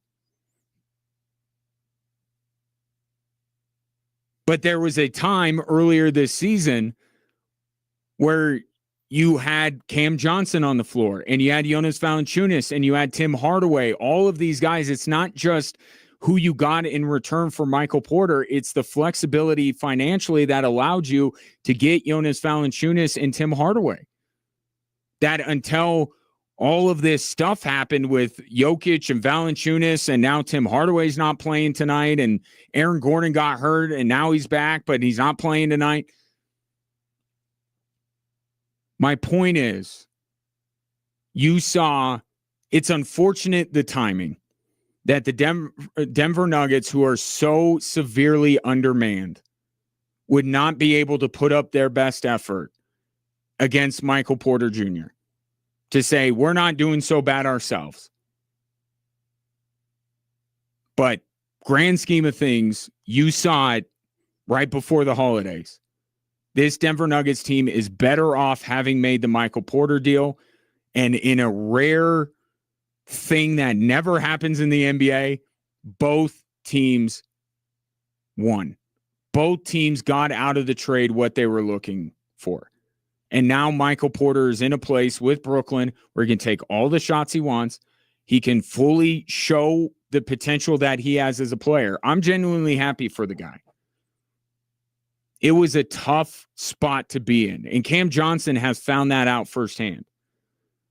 How difficult of a role Michael Porter had. The fourth option offensively. To be boxed in. You got to do this and you got to do this, but don't do this. We need you to just do this. I know you're capable of more, but you got to do this. It's a tough role that Michael Porter held in Denver. And I thought he played in that role as well as the Nuggets could have hoped, and he helped them win the championship. And now Michael Porter gets to go on to Brooklyn, and he gets to take all the shots he wants. He's the guy there. And he seems like he's living his best life. But even though the Nuggets right now are dealing with a slew of injuries, I think they are in a better spot having made the Michael Porter trade as well. You just wish everyone would have been healthy yesterday when the Nuggets rather went in to the Barclays Center. Speaking of injured players, not Michael Porter, but I was talking about Nuggets severely shorthanded. Here is story number 3.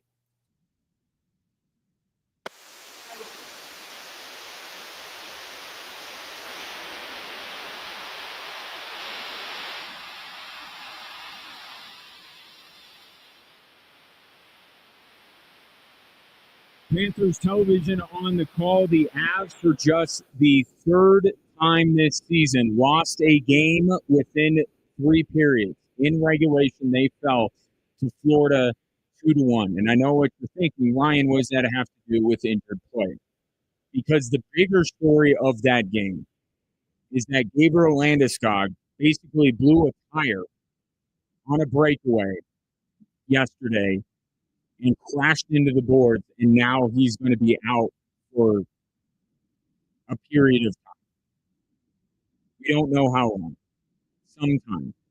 This is one night after Devon Taves crashed into the boards, and Jared Bednar said he'd be out for some time, and this is only both after Mackenzie Blackwood was placed on IR. Now, the perspective that you can have if you're an Avs fan, just look at the Denver Nuggets. The Avs will be okay. The Avs will be fine. They have Scott Wedgwood. They have Cale Makar.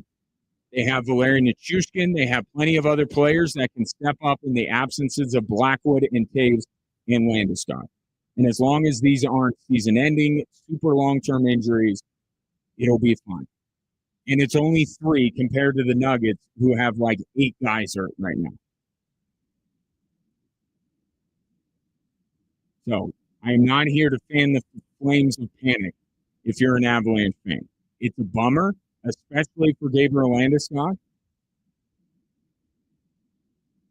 given that he had such a tremendous season and how he's defying expectations and defying the odds of how many games he could play, and then he blows a tire and he's out. Like, how's that for a cruel world? Avs will be okay. Avs can maintain.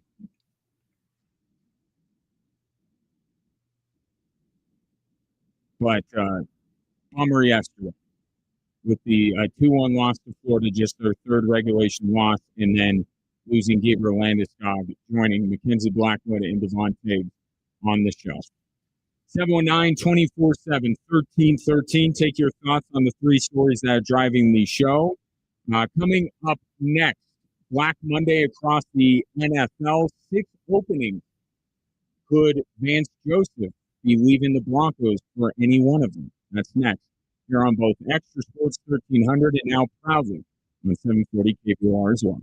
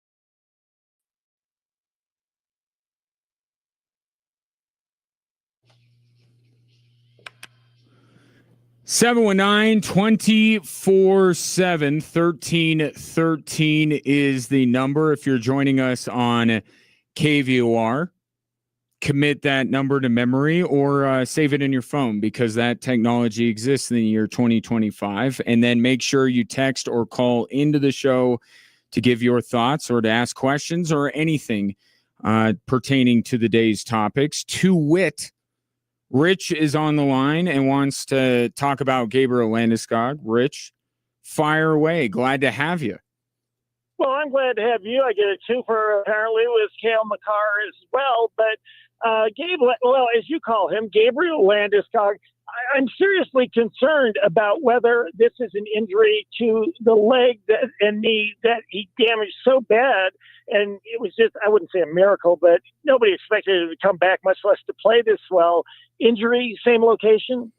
It is not. I am happy to report if there is a silver lining in him being out, it is that this is an upper body injury. So while it was a blown tire that ultimately took him out, it was the collision with both the Panthers net and then the end boards that injured him. So it is not a re-aggravation of the injury that he worked so hard to come back from.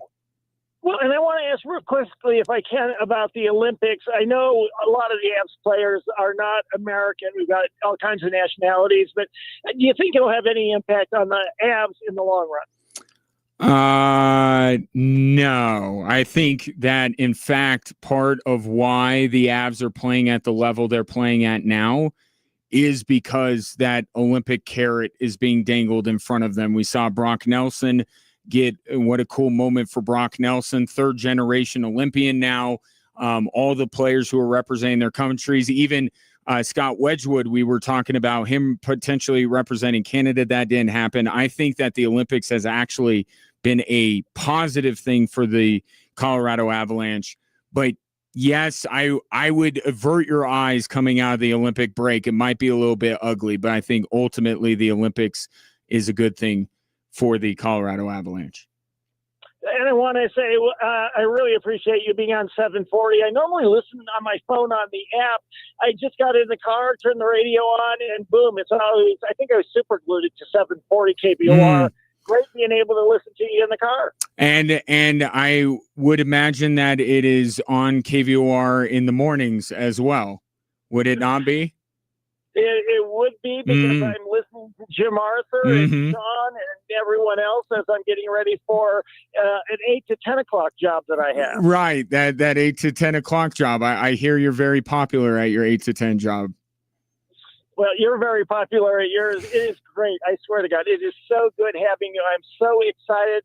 I'll let you get back to everybody else. I just wanted to say hi, welcome aboard. And I truly do enjoy listening, because I don't have a lot of time to watch all the sports. But just listening today, I've gotten caught up on a lot of things that I never, ever would have known. So when I jump on the bandwagon, I'll sound knowledgeable. You are a gentleman and a scholar. Thank you, my friend. We'll talk tomorrow. We'll talk tomorrow. That is the incomparable Richard Randall. How long did you KVR listeners, how long did it take you? Like 3 seconds to pick out that was Richard? No, I very much appreciate the kind words from Richard, because I know, what we're doing here. It's a little unorthodox, but, to have a vote of confidence and to have somebody like Richard, say that this would be a good thing for him and the way he consumes radio, that means everything. So great to have Richard, and make sure you tune in and listen to Richard weekdays, 8 to 10 a.m. on 740 KVOR. Black Monday in the NFL, there are 6 openings. 2 we already knew of, because the Titans and the Giants decided to put the now hiring sign up a little bit earlier than everyone else. But joining Brian Callahan, the head coach of the Titans, or former head coach of the Titans, and Brian Dable, from the Giants on the unemployment line. Pete Carroll, I mentioned earlier, what a disaster for the Raiders. This was not the way it was supposed to go. They were supposed to win more games than this. They were not supposed to have the number one pick. They were supposed to have a winning culture instilled. And now they're just a year behind what was inevitable, that they had to tear this thing down and rebuild. And meanwhile, you're messing around with you're angering your franchise player, Max Crosby, by deactivating him late in the season. So what a mess with the Raiders. But Pete Carroll is out. Jonathan Gannon is out in Arizona. I would say that is more of a Kyler Murray problem in Arizona than a Jonathan Gannon problem, but that's my read on it from the outside. Easier to get rid of Jonathan Gannon than Kyler Murray, though. Kevin Stefanski, maybe the least surprising. I don't know. Browns fans, Browns backers, let me know. Is there any part of you that's actually surprised that Kevin Stefanski got fired? I thought it was going to happen. My only surprise is that Andrew Berry has stuck around. How are they not doing with it what Atlanta did today, which is say, new head coach, new GM. We're cleaning house. How is that not the case? That makes no sense. And if you're a Browns fan that were ready to celebrate, a regime change, the fact that Andrew Berry still is there. In fact, I think I know Browns fans well enough. I think you would be, if you're a Shador fan, you want Kevin Stefanski gone. If you're a Browns fan, I think that you wanted to keep Stefanski and lose Andrew Berry. Is that a fair assessment?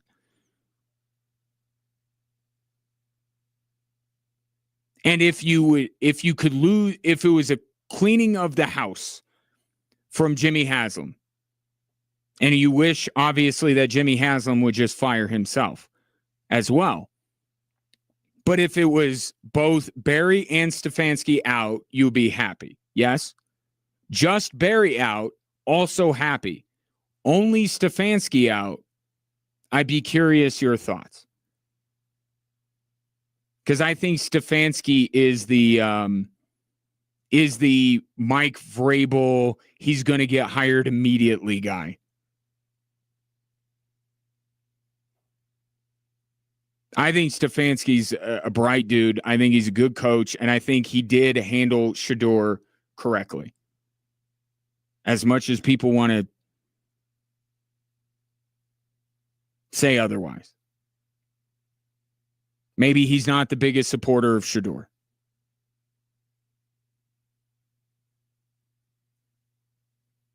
But waiting and slow playing Shador's emergence as the starter, I think was the right call. He was not as ready as Dylan Gabriel. Doesn't mean Dylan Gabriel's better than Shador. So Stefanski's going to get hired immediately. He's a South Philly guy. Would he go to New York? Maybe, but Stefanski's out. Titans and Giants were already open. And then I mentioned the Falcons cleaned house, firing both Raheem Morris. Sorry, Broncos fans. Didn't mean to bring up that guy. Raheem Morris and Terry Fontenot, which is interesting. And what's also interesting about it, and I guess I don't blame them, given the results. The Falcons in many ways, they were the antithesis of the Broncos. Like, Broncos were the team that if it was a 50-50 proposition, close game late, you felt like Broncos were going to get it done. The Falcons, you had no confidence were going to get it done. Ironically, except for yesterday, when the Buccaneers could have really used them to have failed. Remember Terry Fontenot was on the short list of candidates for the Broncos general manager job before they hired George Paton. And George Paton has gone on to And I know he's had Sean Payton over his shoulder this whole time, but he's drafted Nick Bonito. He drafted Bo Nix, drafted Marvin Mims, signed Dre Greenlaw, signed Talanoa Hufanga, McGlinchey, Powers. Like, all of these guys go on George Payton's ledger.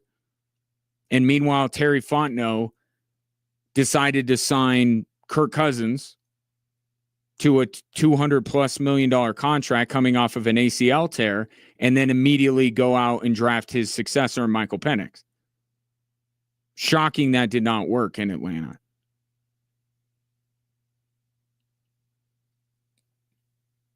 There are a couple of jobs that I am not ready to say are not going to be open. Are we sure that Todd Bowles is going to survive in Tampa? That division was there for the taking.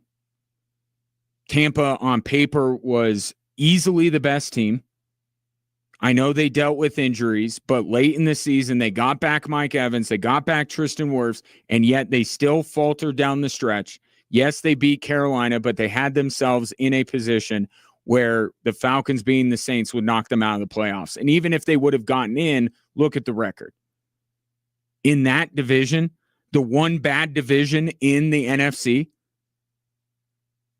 Tampa couldn't win that division outright. And I go back to what Todd Bowles said after they blew it. Who are they playing? Was that the other Panthers game where he went on a tirade and started dropping F-bombs, started cussing, something that he didn't. And I said at that time, either it's going to galvanize this team or it means he's completely lost the team. I think it ended up being the latter. So hang tight on Tampa. I'm not ready to say that Todd Bowles is safe, although I haven't seen anything out of Tampa. Maybe they did give him a vote of confidence. And then after last night, is John Harbaugh safe in Baltimore? And there's a bigger picture in Baltimore where they might have a new head coach and a new quarterback sooner rather than later. But those are two jobs that maybe they've come out and said those guys are safe. I just haven't seen it. But I'd be watching over the coming days, Baltimore and Tampa. I think the organizations have so much respect for those head coaches that they're not going to just throw them out on the unemployment line at the same time that all of these bad teams do. But it's hard for me to think that Tampa or Baltimore is going to go any further with Todd Bowles and John Harbaugh, respectively, as their head coaches. Take your thoughts. 719-247-1313. More Drive Time Sports after this.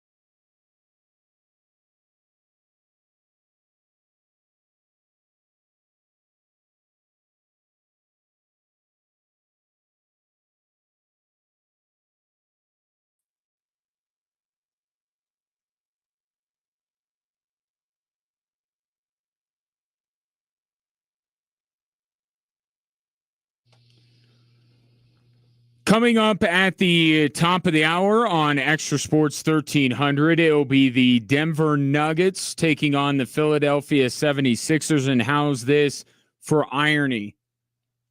Joel Embiid is probable, and Nikola Jokic is out.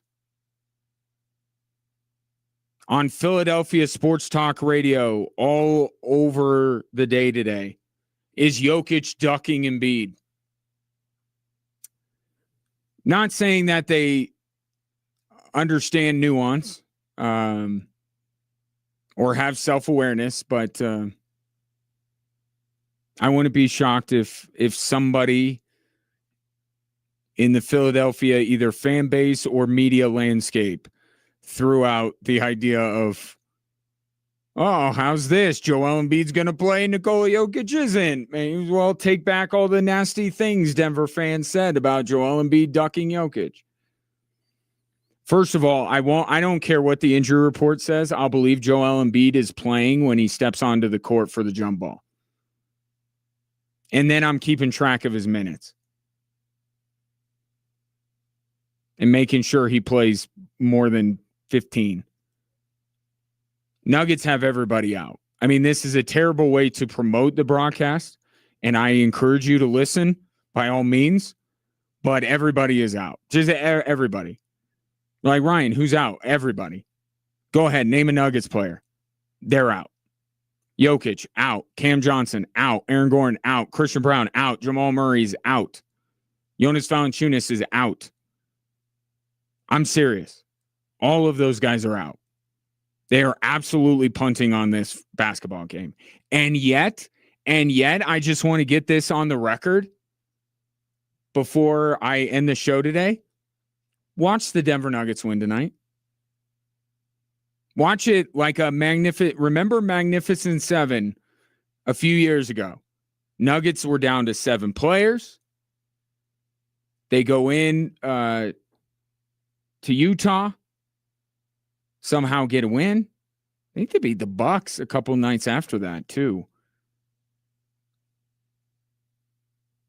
I'm not guaranteeing that it's going to happen. I'm just saying don't be shocked if the Denver Nuggets actually end up winning this game. Oh, Tim Hardaway Jr. also out.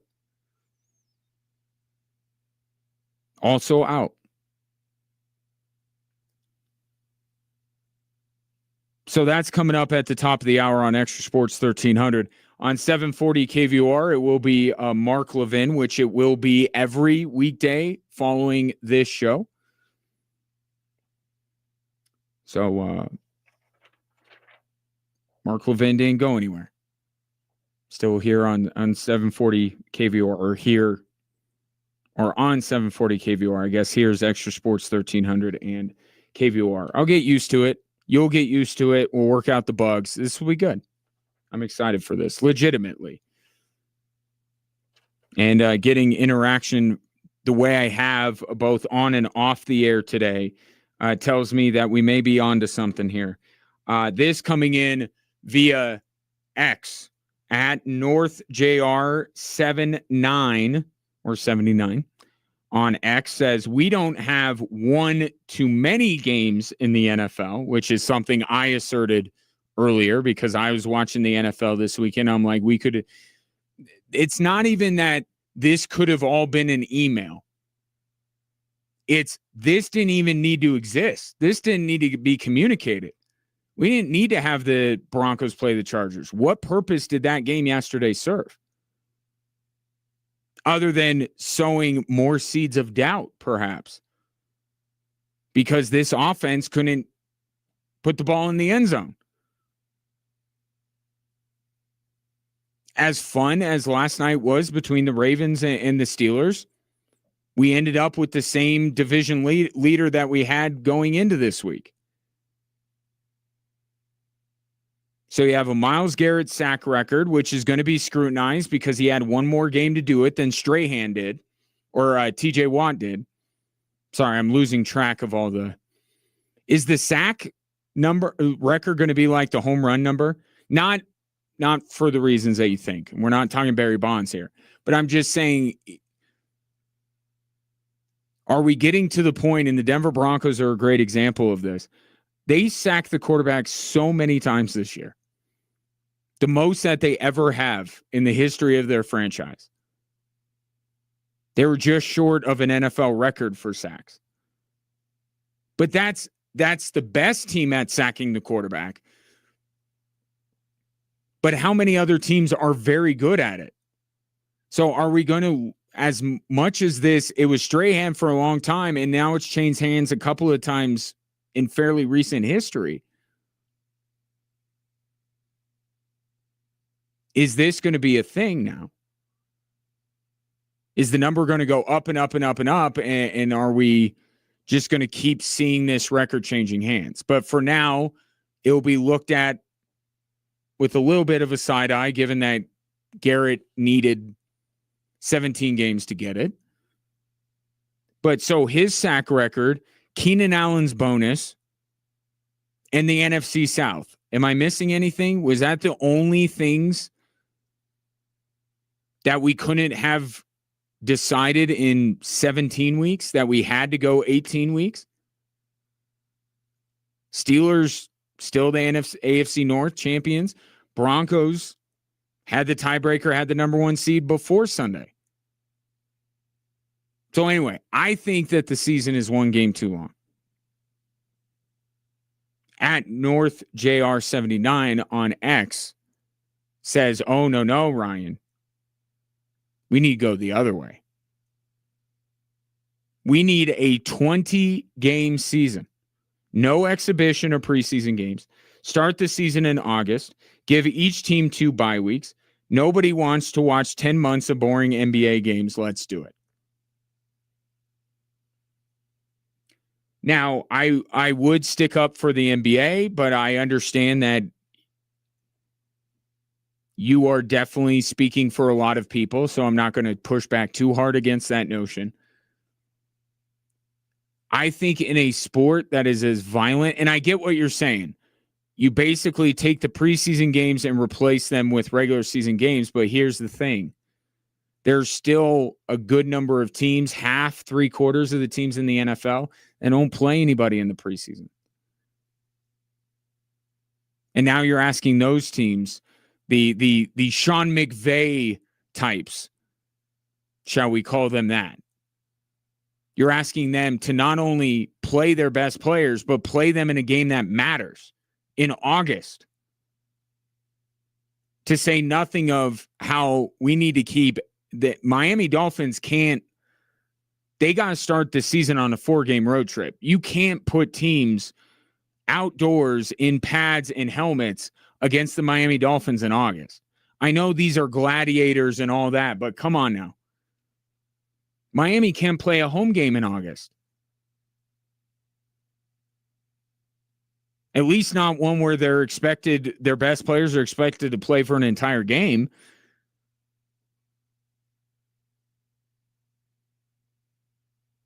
I don't hate the double bye.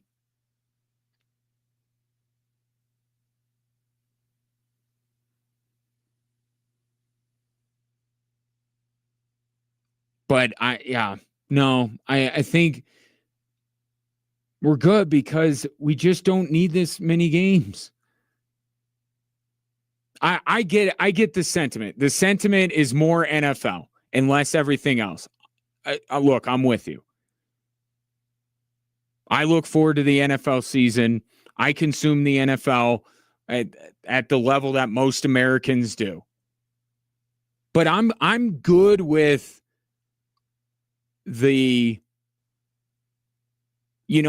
predictions and the offseason talk and let's get into the draft and free agency and I enjoy the offseason.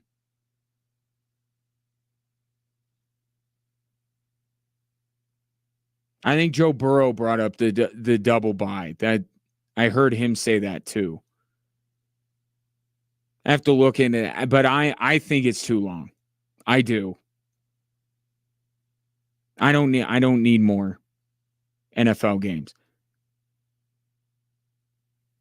And I'm not a fan of expanding the playoffs either. Mark my words, either the Chargers or the Packers are going to get absolutely mollywopped this weekend. One of those two teams is going to get destroyed. Because every year, one of the 2 7 seeds, you look at and you go, they don't really belong here, do they? Don't need 7 playoff teams in each conference. And I don't need the 17th game. I just don't. I would say probably most people would agree with you. I might be in the minority on that. But we're done with the regular season. 16 games, 17 games. It's now when it really matters, right? 14 teams. Some great matchups this weekend. Very much looking forward to getting into some of these games with you the rest of the week. For now, I very much appreciate your patronage, especially those of you tuning in for the first time on 740 KVOR. I hope that you make this a regular part of your listening during the day. And I hope to hear from you soon on the text line or the phone line. Again, top of the hour, Extra Sports 1300. It will be the Nuggets and Sixers on KVOR. It is Mark Levin. Talk to you tomorrow.